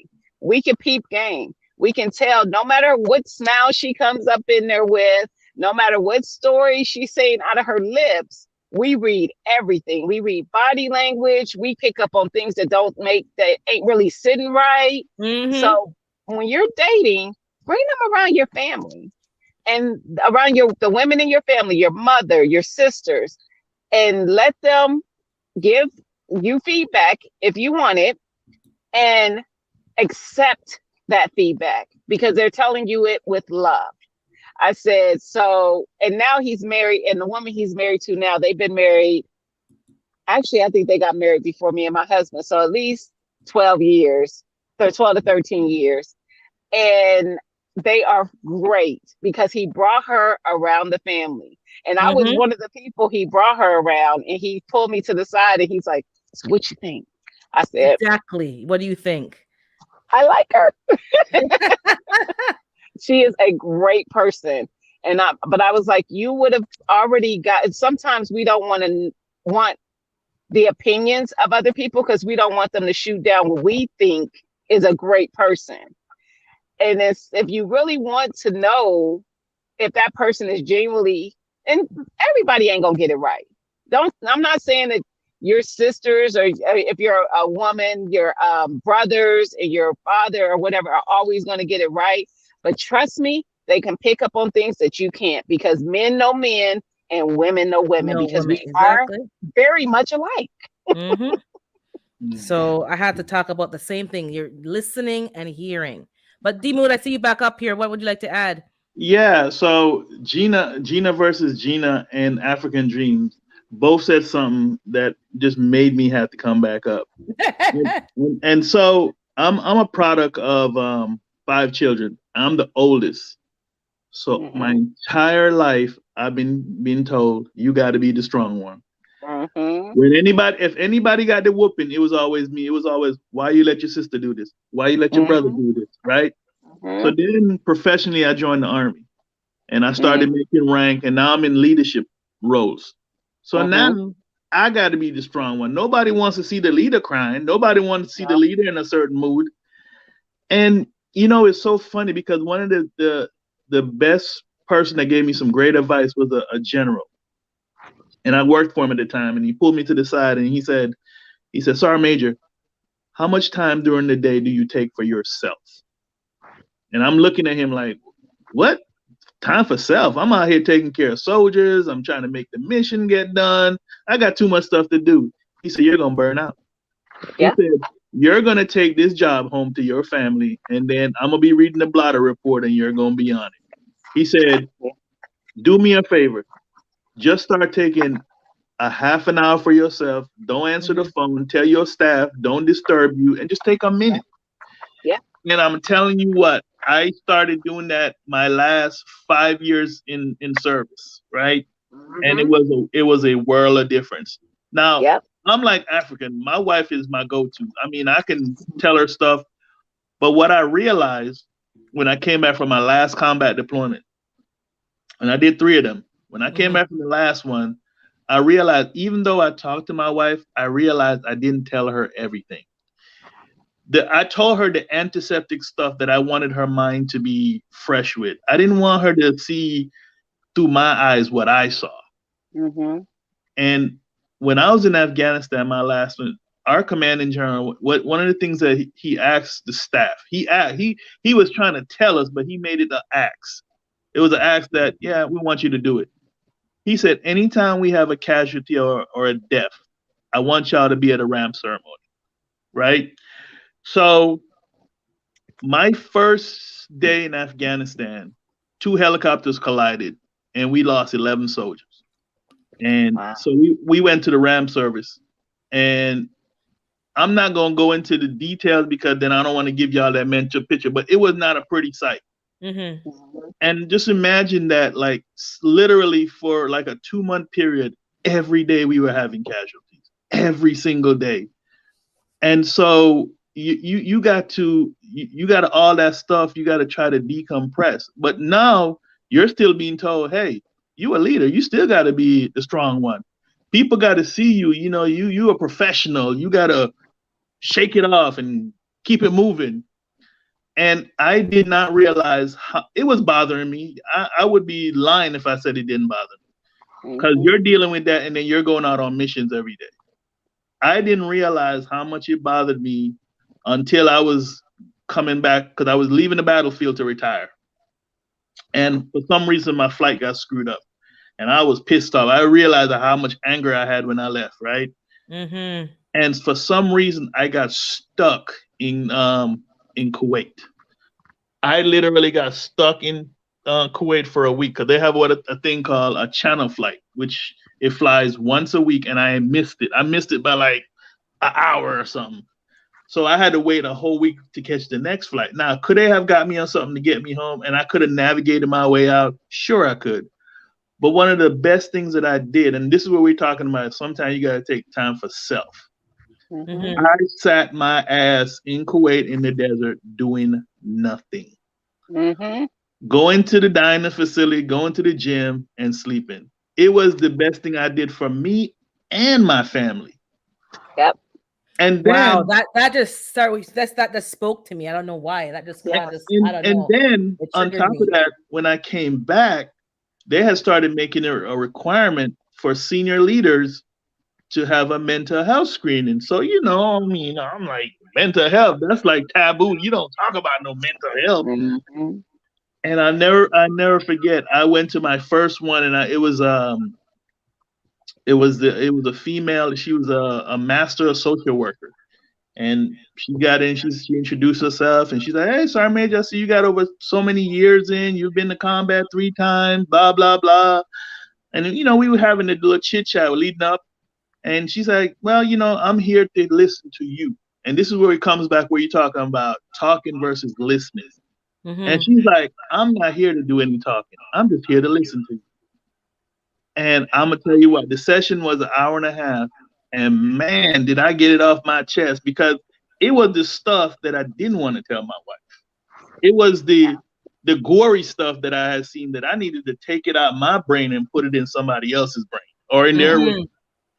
But she was there, and I know I traumatized that woman, because the stuff that I saw, and I was dumping it, and I had 3 months of that, because we had to go through 3 months of it. And I had to go twice a week. Yeah, twice a week, hour and a half. After my second week, she's like, "I'm gonna give you some drugs to help you," because I was sleep deprived, because I'm hyper vigilant. Literally, I was home in the United States, but my mind was still in Afghanistan on the battlefield. Mm-hmm. Understandably, yeah. And it's kind of something that Africans said. I remember the first dead body I ever saw was not in the military. The first dead body I ever saw, I was 16 years old. I was in high school in the Bronx. I was on my way to school, and here was this guy sprawled out on the street, and the cops were there, and they had the sheet on it. And me and my brother, we both knew the guy. So, at an early age, I'm seeing all, like he said, all this trauma. And, you like, what I got to do with me? Joker get waxed every day. That's just the callous attitude you have. And you don't realize it later on down the road, that thing comes back. Because, like I said, when I went and talked to somebody, when we started having those discussions, I realized that I was pulling all that stuff back up, because I hadn't thought about it at all. And it's just like the note that I wrote in the chat. The stuff that I talked about, the family member that I lost this year, me talking about it today is the first time I have talked about that stuff in about 8 months. That's how deep down I done buried this. Because out of everybody, I didn't get a chance to decompress. I was too busy doing everything to make sure everybody else was decompressed. Yes. And so I have, me and my wife talk about certain things, but we haven't really talked about it. We talk about to ourselves, like, what could we have done differently? And I read certain things in the chat where people were saying, sometimes people blame themselves because they feel like they could have did more and they couldn't have done. There's nothing you can do. If somebody's dead set on doing what they're gonna do, you can just be a listening ear to them. Yeah. You cannot prevent them, because I'm telling you, this person was near and dear and close to me. This was, So, it's. You said something that just, when you said that you stayed in Kuwait and you just had time doing nothing. And this is kind of where but maybe like the institutions, the army, the police, the fire, whatever you're involved in, they don't give that transition. It's like they take you from battlefield, okay, go home to your wife and your kids. How do you expect someone to function normally, even if you're getting therapy? You leave the battlefield and go back to your comfortable home. Like, I'm not in the military, but I'm sure there's an uncomfortable feeling of your comrades still being there, people that you've lost. Now you're supposed to play and do homework with your kids and help that doesn't make sense. You need to give those individuals a transition between leaving the battlefield, getting some help, and then going home and continuing the help, so that they're not going to be, I don't know what the word is, but they can cope more. Like that that's not even, like, now that when you said it, I'm like, whoa, it just kind of hit, like, that's not even normal. You saw people dying every day, left, right, and center. I can't even put my mind to even fathom that. And then you're supposed to go home and go back to being a husband and father. I'm going to tell you, the one that was the most triggering for me wasn't somebody dying. What was the most triggering for me was, it was this 25-year-old officer, West Pointer, prime of his life. He had got married right before he got there. He stepped on an IED and it blew off both his arms and his legs. And I'm there looking at this literally was meat. That's the mental picture that I got in my head when I physically was standing there looking at this guy, thinking to myself, dude, you're not gonna make it. But listening to everybody telling them you're gonna be all right, that was overwhelming because you're seeing everything coming out of every open wound. And I carried that for a long time. You know how I got that off me? So I left Afghanistan in 2013, and I carried that one. I don't care how many mental health I went to or whatever, and they always ask me, that one always stayed. It's so weird. None of the deaths that I saw, none of the things that I did stay with me. It was just that one guy just always stayed with me. And how I got it off me was the VA has a thing where you can go do air rifle. You know, if you like shooting, you can go shoot pellets, and they have competitive air rifle. So I'm in there one day doing air rifling, and I see this magazine that the VA has a thing. They call it the VA Sports Clinic, and they have this 4-time amputee or the quadruplet, whatever they say, quadriplegic. So on the cover, and guess who it was on the cover? It was that captain. I was shocked because I just knew when I left he was dead, and that's what got that funk off me. This guy had somehow, by the miracle of God, had survived and was now thriving with 4 prosthetics. And what the cover was showing was this guy had lost all 4 of his limbs. He had got prosthetic, and he was now doing the skiing. He was up in Colorado at the VA facility learning how to ski. I'm like, of all things, skiing. And I was just thinking to myself, here's this guy. I don't know what he goes through every day because he's lost all 4 of his limbs, but he's not letting that stop him. So if he's not letting that stop him, I need to let the trauma of me seeing him in the condition he was off my back. Yeah. It's some African said, it's something that a gentleman in the tractor trailer said. Sometimes it's something that's stuck in your mind that I don't care what you do, you just can't get it out of there. You're trying to do regular stuff in your life, but that one thing just gets stuck. And I never forget, because I kept a copy of that magazine with that guy's picture. It's in my house to this day. I remember I showed my wife. I was like, remember that guy I was telling you about, that the monkey was on my back? Here he is. I was just so, it was, I don't know. Was it like a liberating feeling? Did you feel free? It felt like somebody literally took a knife and carved my back off. Like something was stuck on my back and it came off. And not only that, the top of my head felt so free. Wow. And this is why I tell people always ask me, so why do you garden? And I always say it, and they always, like, I say I garden because it was therapy, because I needed to disconnect. I didn't want to deal with people. The plants didn't argue with me. I could give them love, water, whatever nutrients they needed, and they gave me something back, which was food. All I had to do was take care of them, and it was therapy for me. And that's what drove me to gardening, because there's a lot of other destructive stuff I could have done. And my thing is, I was regimented because I was trained by the Army, and I believed in the Army system. I went to all the Army schools. I went from every rank in the enlisted rank, from E1 to E9. When I left the service, there was no more promotion. I had maxed out the promotion system, right? So the Army had instructed me well, but also I had a grandmother that was regimented, and she had trained me well. So in my life, everything had to be controlled. And I have a wife, God bless her. She was like, okay, all right, I'm gonna do what we're trying to do here. But when there was triggering things to me, like when I got back from Iraq, I had a real bad problem. We were on a road trip, and I started swerving on the road, and she was like, what the hell are you doing? For an instant, my mind flashed back to Afghanistan. I was avoiding IEDs. Wow. And she was like, bruh, you can't drive. We stopped. She said, stop the car. We stopped the car. The funny thing is, I pulled the car up by a bridge. That was another trigger point, because that's where we used to get hit all the time. She jumped in, and then she drove. And my wife was like, I didn't drive again for probably another 2 years. Anywhere we went, people always be like, man, you always see these guys in the car and they wives driving. Why they ain't taking it? They run their house, so why they why? But you don't know their story. You don't know. That's a You good don't know point. their You don't story. know. Because like I literally was doing zigzags. I mean, if I came up to a bridge, I was driving slow, looking up under the bridge. I would hold up traffic behind me because guess what? When I was overseas, that's what we did. Mhm.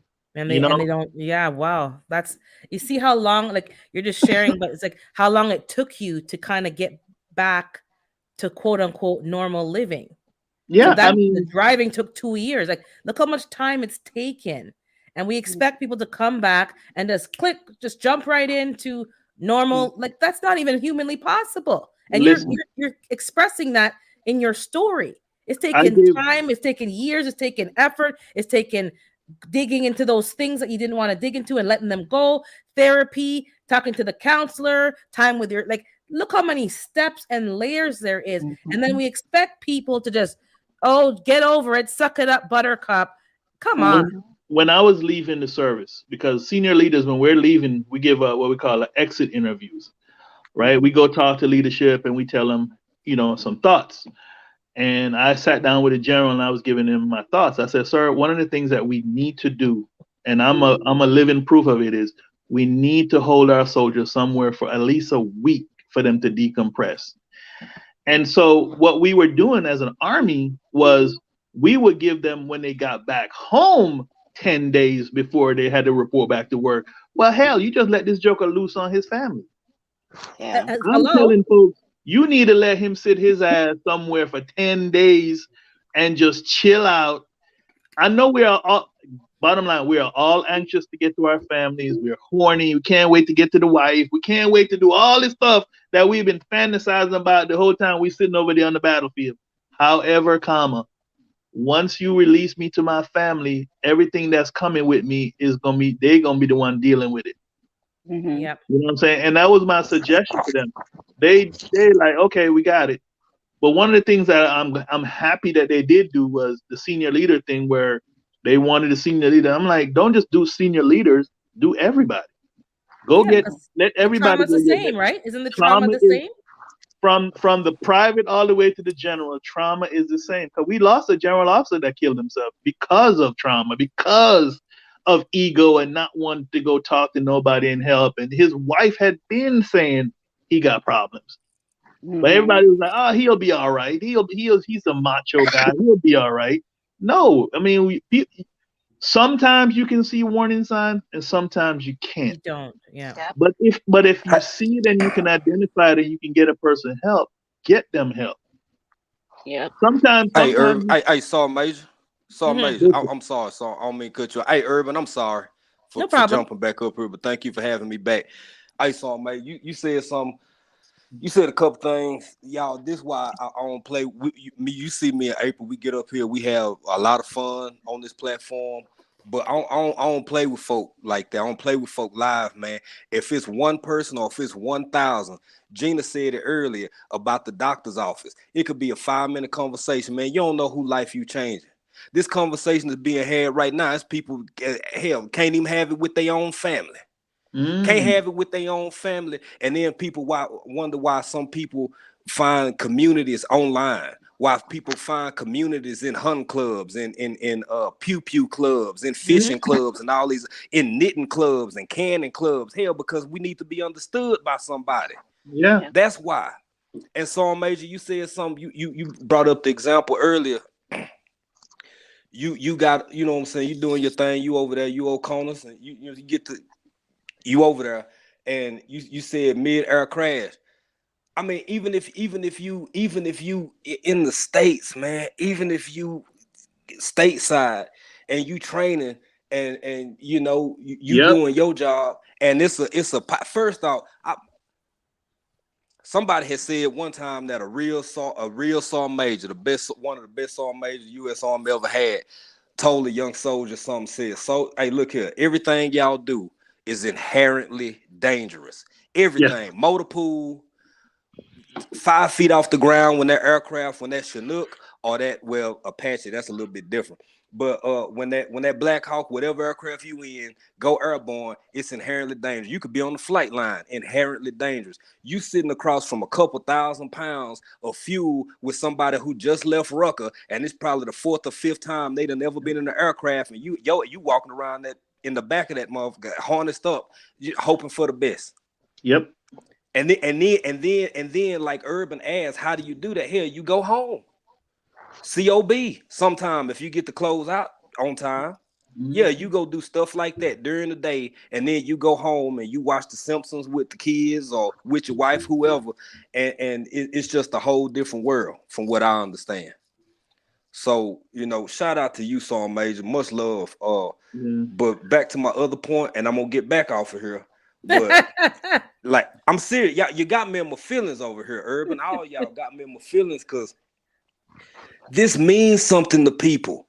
I say this all the time. We get on here and we laugh and we have fun and we do all of this, man. But these kind of conversations for somebody who probably tucked away back in them bushes might be sitting over there crying, might be reflecting on a whole bunch of things. That's why I'm careful with my words, because words have power, because words have meaning.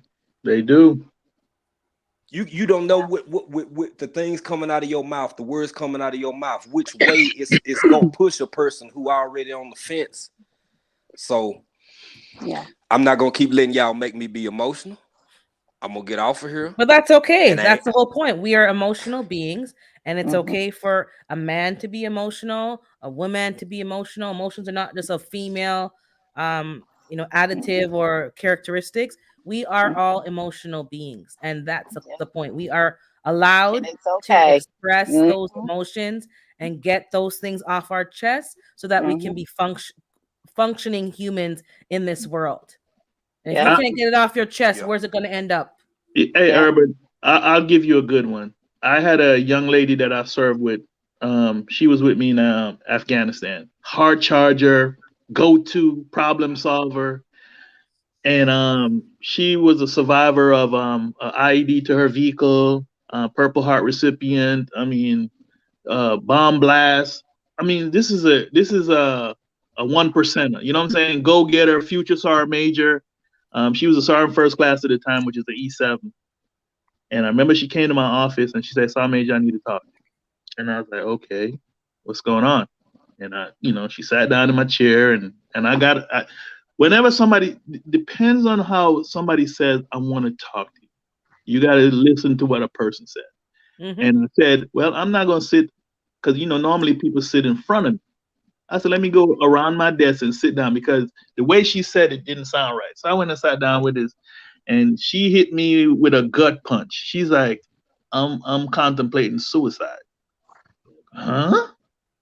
Like, what brought that on? I mean, you just survived combat and all this stuff, and you didn't die, but you're gonna come back. And that was my thinking in my head, because I got my own stuff that I'm dealing with, and I'm listening to her. And when she told me, she's like, "I want to take my life because the guy that I love has told me he doesn't want to marry me." And I'm thinking, I'm processing, and I'm like, okay, how do I answer this?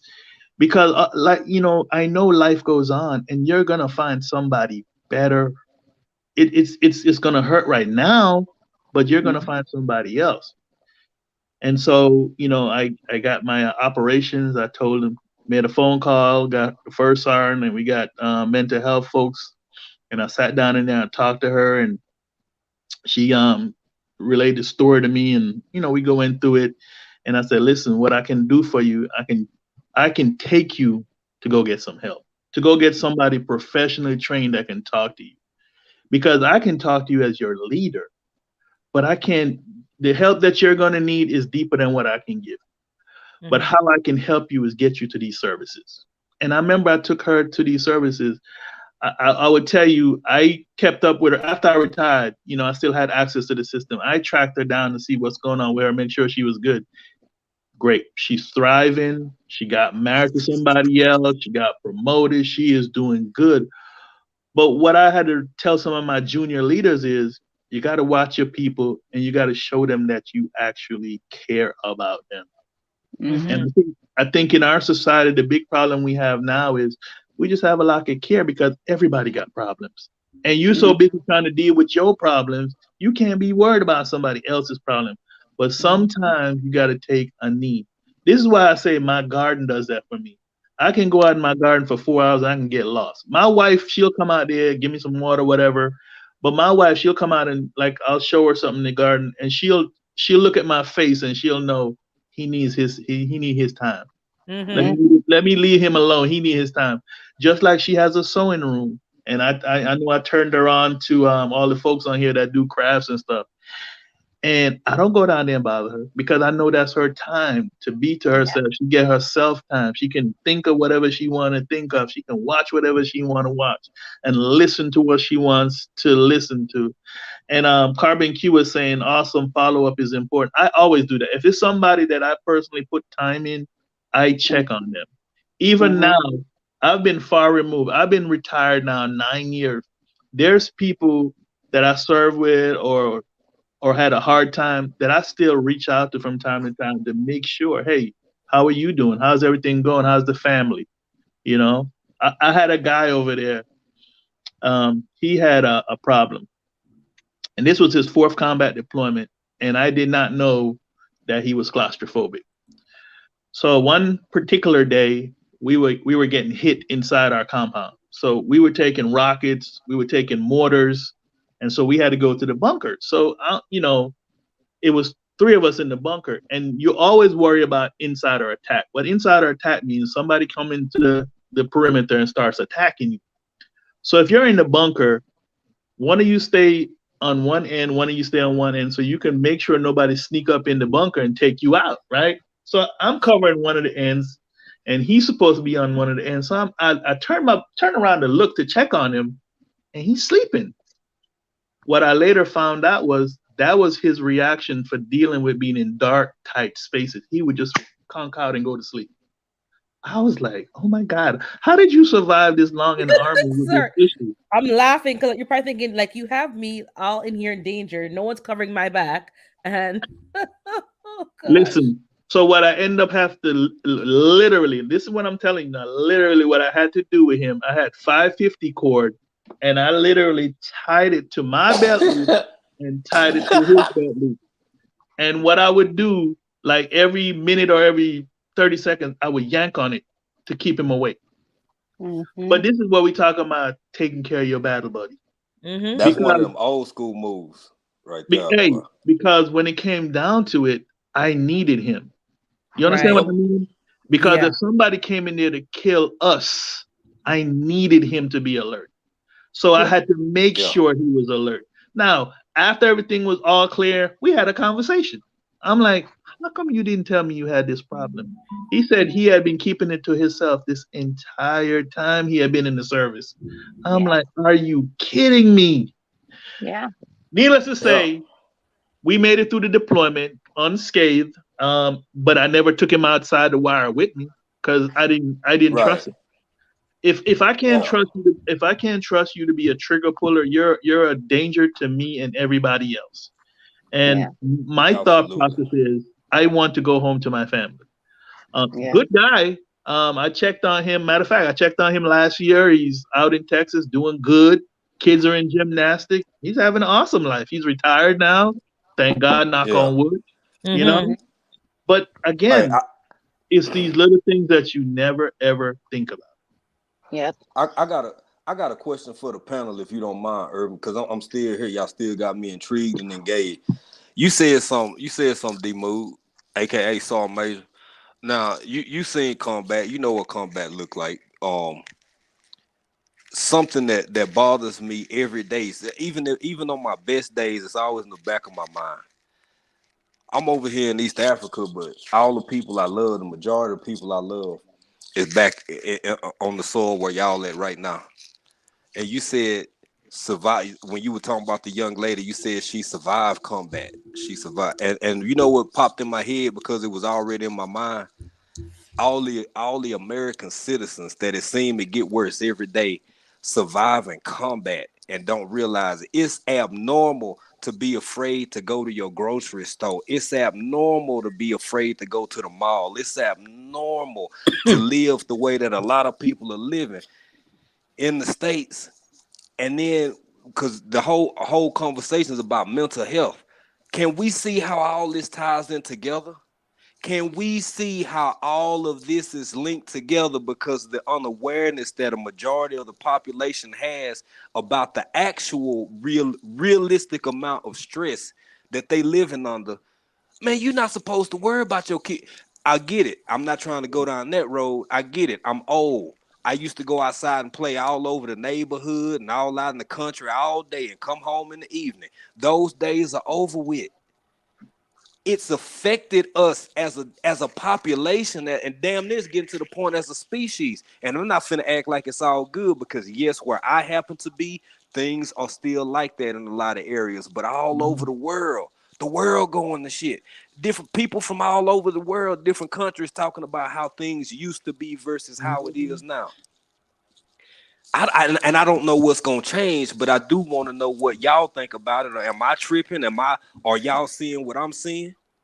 It's in the environment. I mean, you're seeing. We all can feel that there's a shift going on in the world. We can't put our finger on it, but we can all tell that there's something going on. And you're right. The fear is palpable. You can see it. I mean, you're looking at like me. My wife is just oblivious. When we go out, she's just like, I got stuff to do. I ain't got time to be looking at people. Me, I'm doing the check. See, in the military, they teach us. You ever heard this saying, hands, hands, hands? It's just like cops. Yep. You know why cops always tell you to put your hands where they can see you? That's how when I go anywhere, the first thing I'm doing is looking at your hands. Where's your hands placed? Yep. Then the next thing I'm doing is, do you have anything bulking around your waist? Because think about it. You went to Walmart and all of a sudden somebody's shooting up the damn Walmart. You know what I'm saying? Mm-hmm. It's just triggering things like that. And you're right. It's something not just in the United States, it's just throughout the world. That something is going on. We can't put our finger on it. It's like everything is on a razor's edge. Everybody's on edge. Me, for instance, like when I came back from my first deployment, that was okay. When I came back from the second one, I didn't deal with traffic. And you know what? Just saying that is simple, but you think about it, you affect your family life. Because I didn't go to movies. I didn't do movie theaters because I'm in an enclosed space with a bunch of people that I can't see their hands and I don't know what they're gonna do. Exactly, because we're all like, it's like we're all triggered in our own way. And I'm noticing because I was watching some, when it was in the inner cities and the ghettos, the world wasn't concerned, but now it's reaching the Wally world, it's reaching the movie theaters, it's reaching the parks, it's reaching all over society. And now we in the population are so concerned. But when it was happening in the, the inner cities, the apartment buildings over here, Jane and Finch, Jungle, all the certain areas, nobody cared. But now when it's come to suburban areas, we're all concerned. I'm like, this has been a problem from before. The problem isn't really new, but it's getting out of hand. Yeah, but it's not new. The violence isn't new, but now we're all on swivel, literally. Exactly. We're all on swivel. What happened in Buffalo? Buffalo's down the street, literally, an hour from me. So that's close to home. That's where I actually stomp. I go to Tops. I go, I know the Buffalo area like the back of my hand. I became very familiar with it. That affects me. Yeah. We're all on swivel. We all don't trust nobody. We're talking in the beginning about, caring and sharing is caring. Now we're like, screw you. It's each man for yourself. Because I got to get home to my family and my kids. And keep my kids safe. Well, it's just like Good Eats Homestead just said, no place is safe. No place. The church. Facts. How many churches have been blown up? You're praying to your God and then plow. That's why I got one of the reasons why I got my firearms. I am not going to no house of God and being a target for nobody. I'm going to be literally watching and praying. And if something in there coming in that don't look right, on God, and I'm not going to be no why the two-way community. That's why it's important, man. It's people like Carvin Q, other folk who take that seriously. And I know I'm over here, But at the same time, we got to come back to visit. Hell, this is a long trip, man. We're not finna come back for a day and a half, baby. We're going to be there for a month and a half. I got to be there too. We got, like, these are things that people should consider, need to consider. But my greater point is the impact it has on our psyche, on our mental health. And when you, I mean, I just don't think that, and D-Move been saying it in different ways all night. The civilian population should not move like an element. That it just shouldn't. It shouldn't have to. I mean, in a perfect world, but you know, things are what they are. But damn, man, I mean, you know what I'm saying? What we lit? Are we gonna have to? Is that the point where we at the sacrifice? Because it's gonna affect everybody. It's gonna affect everybody.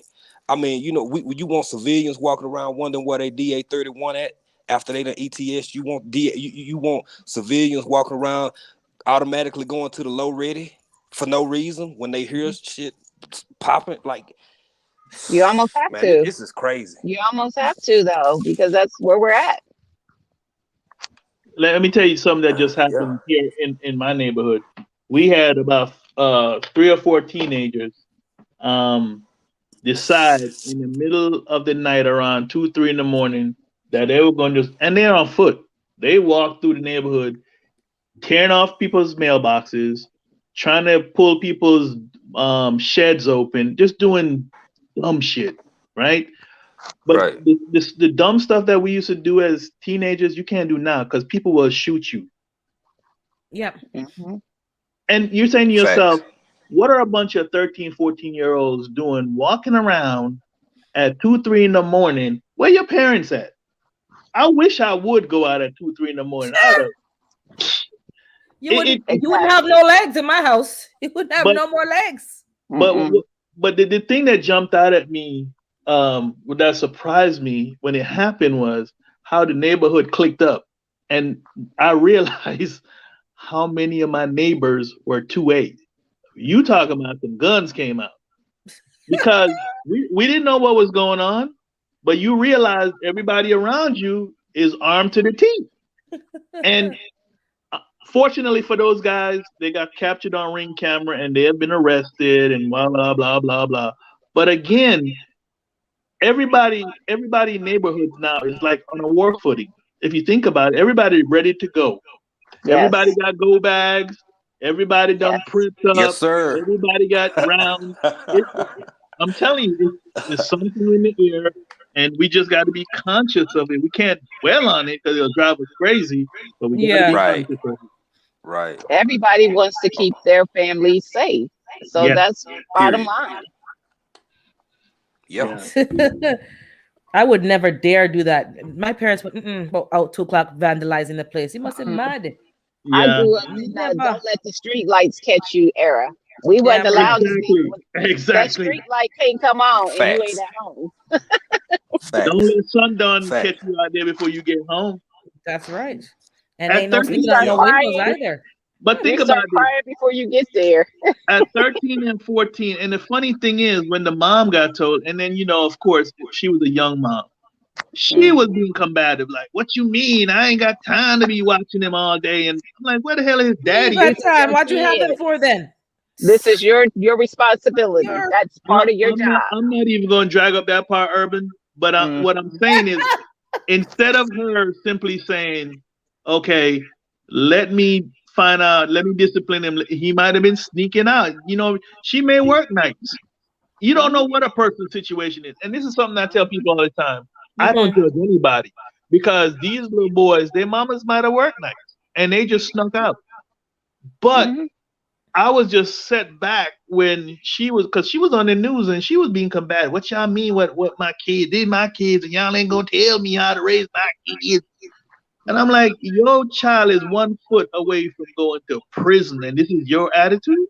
Not even that. They could have been popped off from a neighbor who was afraid and thought that it was something else. And you could be having a funeral right now because people ain't playing. People ain't looking at, you're 13. They're looking at somebody's, coming into my property at 2 a.m. and you're on edge. And Yeah. and look, Mhm. Urban, we saw the boy on the ring camera, and he was trying to kick somebody's front door in, and he didn't look 13. He looked like a grown ass man, and you're right.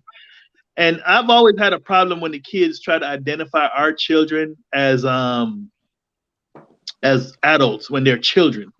But when I saw this Mhm. guy on the ring camera at 2, 3 in the morning, you coming down the steps after climbing out of bed because you heard something. You're not trying to figure out the age. You trying to No. defend your home. Yep. Yes. Yep. Yep. And And- she out and, there, you and know- then these parents be giving lip. Oh, how this is the problem. Nobody Yeah. wants to take.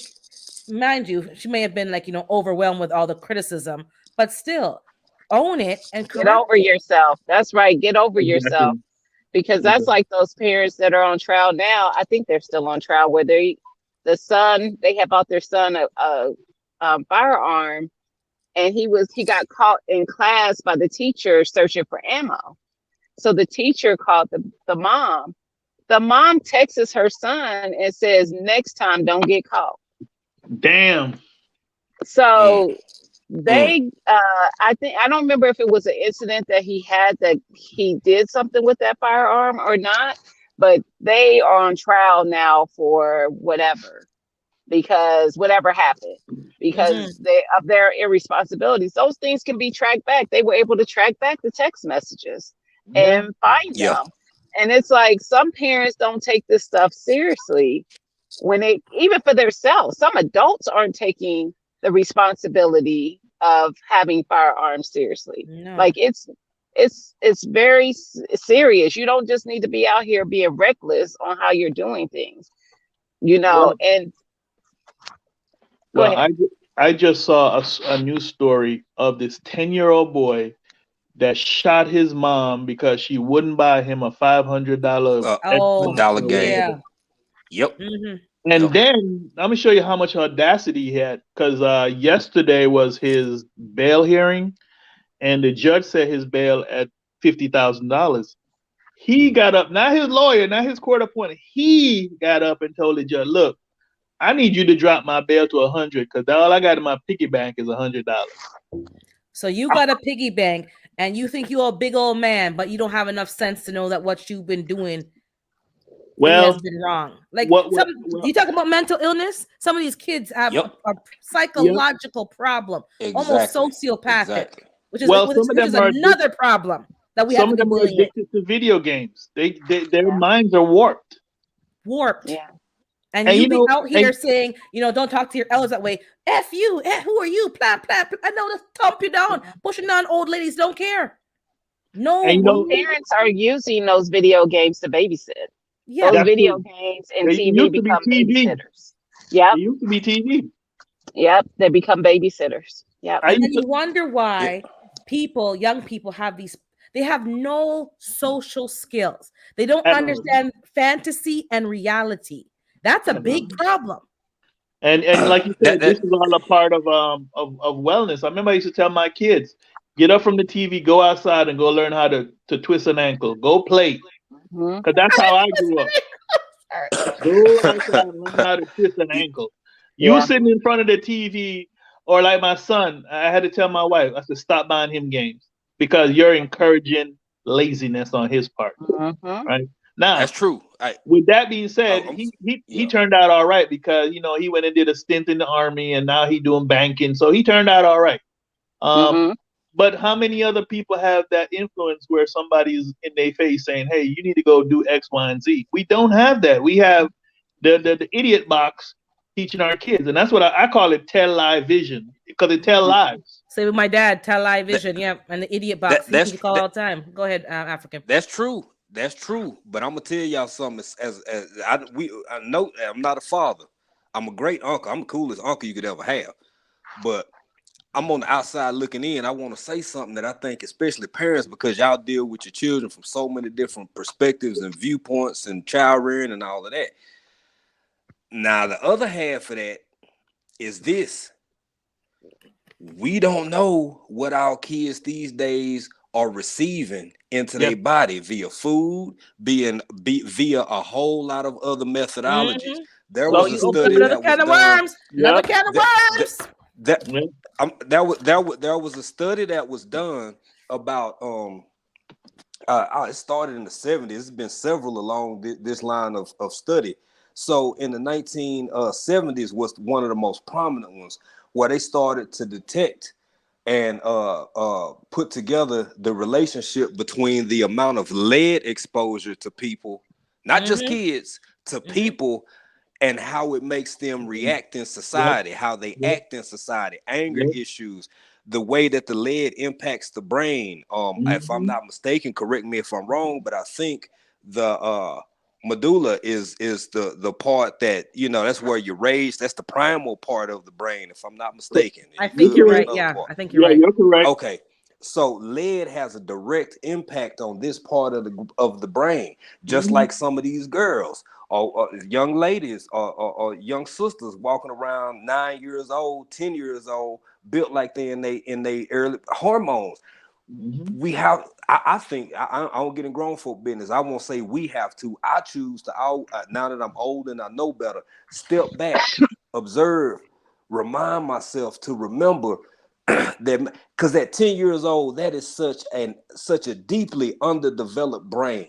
Yes. Now you do have psychopathy. You can also factor in psychopathy. That could be a very, unfortunately, normal human evolution. That, hey, the kid just where he at. I don't want to use the crazy word, but that's just who he is and how he is.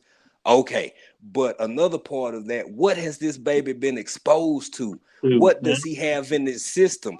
Does his defense attorney plan on testing levels before they are flushed out? Like, what's going on here? Because it can go so much deeper than this. We at first off, a whole bunch of the black people I know, and I say this fully aware that in the US, if I go back to Texas and I go back to my old neighborhood, rural or South Dallas, if my life is taken, it's probably going to be by somebody who look just like me. Look like you. I say that fully aware of what I'm about to say next. And my next point is, where does because allegedly we, and I mean we as African Americans, blacks, whatever people calling themselves today, are supposed to be so angry and so vicious and so this and that. But on the greater scale, look at this panel. Look at the people who are having these types of thought-provoking and considerate conversations. So all of us can't be that bad. I don't think we as bad as society say we are. With that being said, what makes some of us so overwhelmingly angry and just unruly and act the way we act, especially at these younger ages? So could it be poison? Poison could be a lot of different things. Yeah, But exactly. we gotta You said have it that right. A lot of conversation different too. things. Because I know from my research this week, I know that's funny you mentioned that. I didn't bring it up, but that's another topic. Certain things are in the food. Yes. Definitely. If you're relying on grocery store for your food and conventional farming, there's deficiencies that are affecting the children and additions in the food that you don't believe are there, but they're there, that are affecting the children.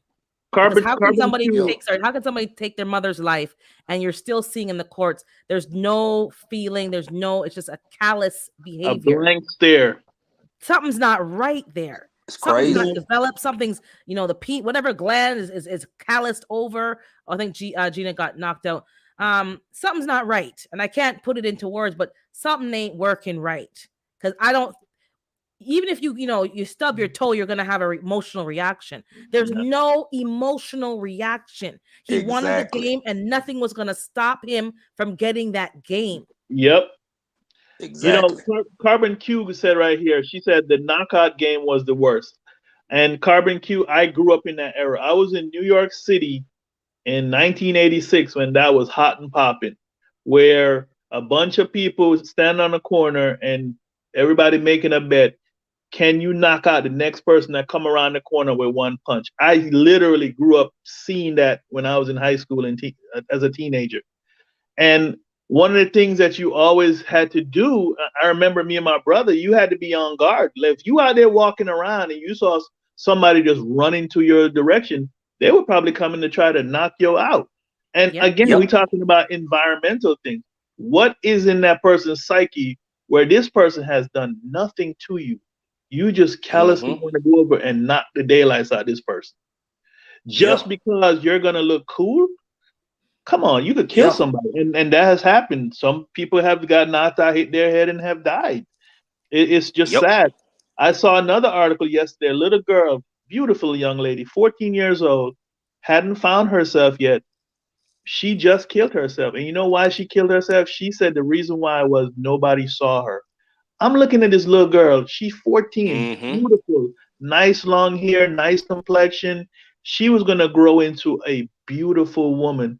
But her problem was everybody around her was able to get a boyfriend. She didn't have a boyfriend. She had a strict dad who said, you don't need a boyfriend. Enjoy your school, do da da da da da da.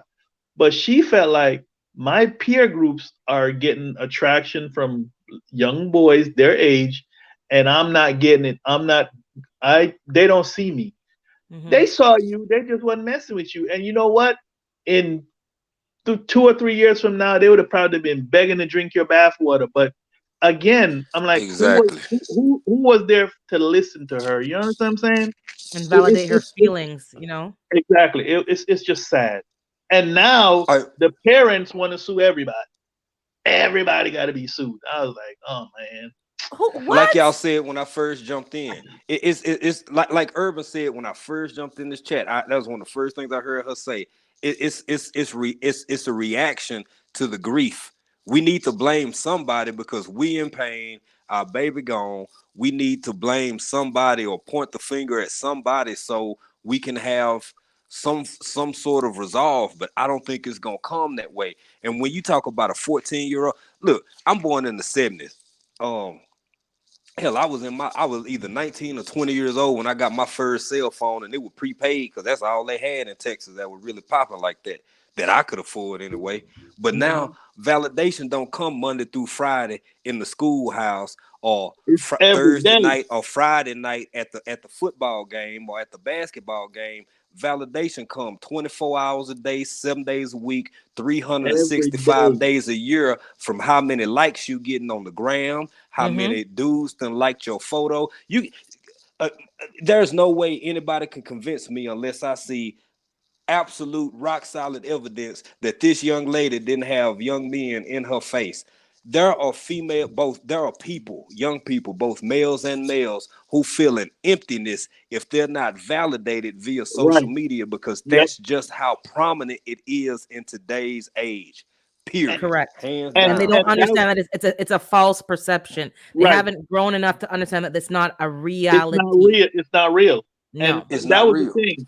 Her parents are suing Meta, which is Facebook. They're suing Mark Zuckerberg because they said the images that she saw online, she couldn't live up to it when she went to school. It was just, when I read the story, it was infuriating. But my last point, and I'm getting ready to get off of here, but Carbon Q was talking about the knockout game where she was saying when they started doing it to elders, and that's a part of our problem. Elders and women and kids were off limits. Now nobody's off limits. Everybody can get it. And it's a shame. It was a time when elders were respected. You could go to an elder for advice. Nowadays you tell somebody something, ain't nobody trying to listen to you. It's like I said, I tell my wife all the time, we had our kids here for 18 years, but you know who got them all the time? Society. Because they'll listen more to society quicker now than they'll listen to the parent. Now, you have gave them a basis and they know what right looks like, but they still following the crowd. You know, and I've always taught my kids, don't be a follower, be a leader. Yeah. I said, but in order to be a good leader, you do have to be a follower, but you follow the right people. You don't just follow anybody. You know what I'm saying? We just got to come with a price. It comes with a price. So could you imagine somebody? Could you imagine a PFC just walking up to you willy-nilly asking you to help them with a problem or with an issue? I know that the hierarchy comes with a cost, but at the same time, that hierarchy coming with a cost is the same reason why the knockout game started with peers, and then elevated to Right. men, and then elevated to grandpas and grandmas, and probably even a baby or two got punched because the hierarchy was thrown out of window. I'm not saying hierarchies are perfect, but they do have one thing, a element of structure. When you lose that, it's a free fall. Everybody can do anything, and I don't think in the army you were in that a PFC or P1 finna walk up to a command sergeant major, or just sergeant major, and say, "Hey, sergeant major, yeah, so I need you to. I having an issue with finance." You look at it like, well, first maybe get the F out my face. Who is your leadership? Who is your where your platoon sergeant at? Where your the structure's gone. Hey, I'm sorry. Go ahead. Before we even get to platoon sergeant, where your team leader at? Where your team leader? Where your squad leader? You I'm done jumped all the way up to a sergeant major. You ain't even costing your sergeant. I'm like, come on, guy. And you know what? Somebody finna get counseled, man. I had that happen. And most of the time that happened, it was never the soldier, it was always the wife. Because we have a generation of when I was walking out the door, the generation of soldiers that we saw, and one thing that I understood about the military is a small microcosm of the country. Because we got people from everywhere. But what I started noticing as I was exiting from the military, everybody felt like they was entitled to something. They didn't feel like they got to work for it. They felt like they were entitled to it. And the main ones that I started seeing were the young wives. The guys, they got it. They just eased back. But they wives like, oh, I need this, I need that, I need that. Okay. And their services. And why do you think you should get this? Right. Well, because I'm supposed to. No, that's not how it works. But then it goes back to what we've been talking about. We have so many people not living in reality. This is why you have Facebook, Instagram, Twitter. We have so many people living in cyberspace. Even on YouTube, we have people that do not know how to engage in a conversation. And they don't understand. You know how a conversation starts? Hello. Simple. Hello. Yeah. And I've had people say, that works? That's the greeting of the day. Hello. Or you can say good morning or good afternoon. That's not a line. That's the greeting of the day. Hello. Because that is the future. They have zero social skills. No social skills. Urban Garden, D Mood. Guess what? In 30, I keep saying this, and damn it, one of these days y'all gonna believe me. When we old and gray-headed and we still talking on YouTube and keeping up with each other, and we in our 70s and 80s and we picking our turnip greens and Urban Gardening Chronicles up there fighting beavers and squirrels trying to get her stuff up in Canada. Baby, it's gonna be folks, just like they got hookah houses right now. Mark my words, they gonna have complete lounges where you can put on your headset or get a room and get your whole body fit, your suit, and just go to another world, another realm of reality. And the things that we talking about right now gonna be in the before time, the long ago. This is conditioning. Sergeant Major, if you went to Benin, anybody who went to the home of the infantry, man, you get there, you get broke down and you get broke in and you get built back up. Yep. You get there, you get broke down, you get broke in, and you get built back up. All the stuff, the reason that this conversation is so prominent and so powerful is because we're witnessing the breakdown of what was and the generation and the growing of what's to come. Tell me I'm wrong. I might be. Let me tell you something, because I got to get off of here. But let me tell you. All right. In 2009, I was somewhere. I'm not going to say where, but I was somewhere. And this is when I knew it was almost time for me to go. They were training soldiers to fire their weapons VR. You hear what I just said? Virtual reality. They had a headset.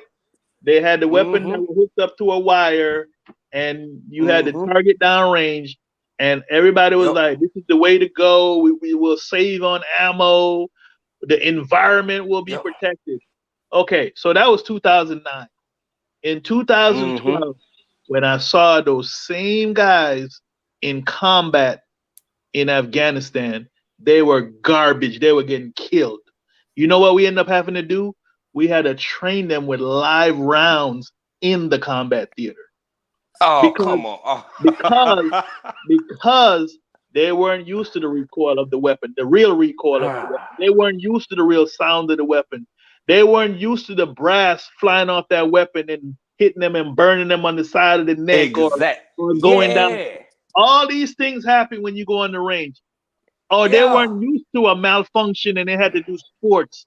They weren't used to none of that because guess what? Come on, we've been man. in VR. Video games aren't real life. And Come you know on, what? man.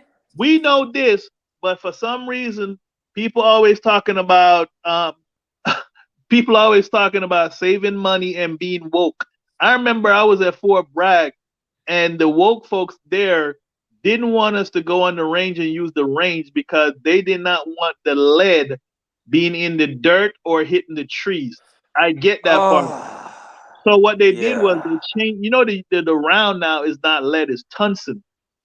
Well, we found out using that round when I was downrange, you had to shoot somebody a couple times. Whereas when you shot somebody with an old-fashioned lead round, it would splatter and tear major organs. Now, all of a sudden, you shoot somebody with a tungsten, it's the velocity is so fast, the round goes through, and as it goes through, it cauterizes. So here you got this crazy ass Taliban who is high on whatever the hell he's high on, wants to take your life. You done hit him center mass and he's still coming. And you like, what the hell? Did I miss? No, you didn't miss.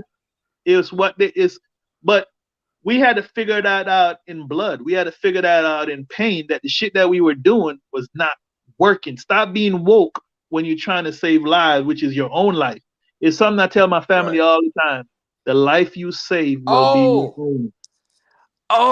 I don't know who I'm sorry, so I don't know who Jova Q is, but I literally was sitting up here thinking about woodpeckers, man. The woodpeckers can stop. I remember them. Yep. Woodpeckers, bro. I was like, okay, man. So I'm not alone. I'm not crazy. Listen, at Fort Bragg, they got the little signs with the little ass woodpecker, and they tell you that's where they make their home. That's where they food sources. You can't train there. Yeah, it's true. Hey, JVQ, you on point, my brother. You on point. For real. Hey, you can't go out and shoot asthma. You can't go out and do no night training. Take them NVGs off, boy. It's woodpeckers out here, man. We got the, you know what I'm saying? And I know that make me sound like a jerk, but it's like, look, man. Okay, I'm but you know what? It's a society that we're in. My thing is you have to adjust. I always tell my family, pretend compliance and adjust. You ain't got to always go along with everything, but you can feign compliance. Just so your neighbor don't get in. Just so your neighbor don't get in your business, you do what you got to do. But inside your home, you do what you know right to be. Because a lot of times people would try to convince you that what right is wrong, and you be like, "What?" Yeah. And that's where I'm talking about with a part of health and wellness. If you're eating something and you know it to be healthy for you, and then somebody come on TV and tell you it could possibly kill you, like, wait a minute, where did you get that from? I mean, they're doing all kind of studies. I just saw a study that they just came out with that done said something about very coarse. If you have very coarse veins, it'll mean you live longer. When was that ever a thing? That's new to me. But maybe I'm a dinosaur. Maybe I don't know what I know. And I had a Beers Black book, which is a law book. And this is how I know that we're being manipulated. My edition is a second edition, and I think they're up to edition 10. Do you know a lot of these books? And everywhere I've been, I had some great mentors. They always told me, every duty station I went, where they always said, there's a couple things you need to have on your desk, and one of them is a dictionary. You shouldn't have to leave anything up to spell check. You should be able to spell, articulate, and do your grammar, right? And I grabbed a new dictionary the other day, and I went and looked at the dictionary, and I looked at there's a lot of words that they have taken out the dictionary, and they've given common words that we have, new meanings. I was just about to say urban dictionary. They made urban words and quote unquote ebonics, proper, yeah.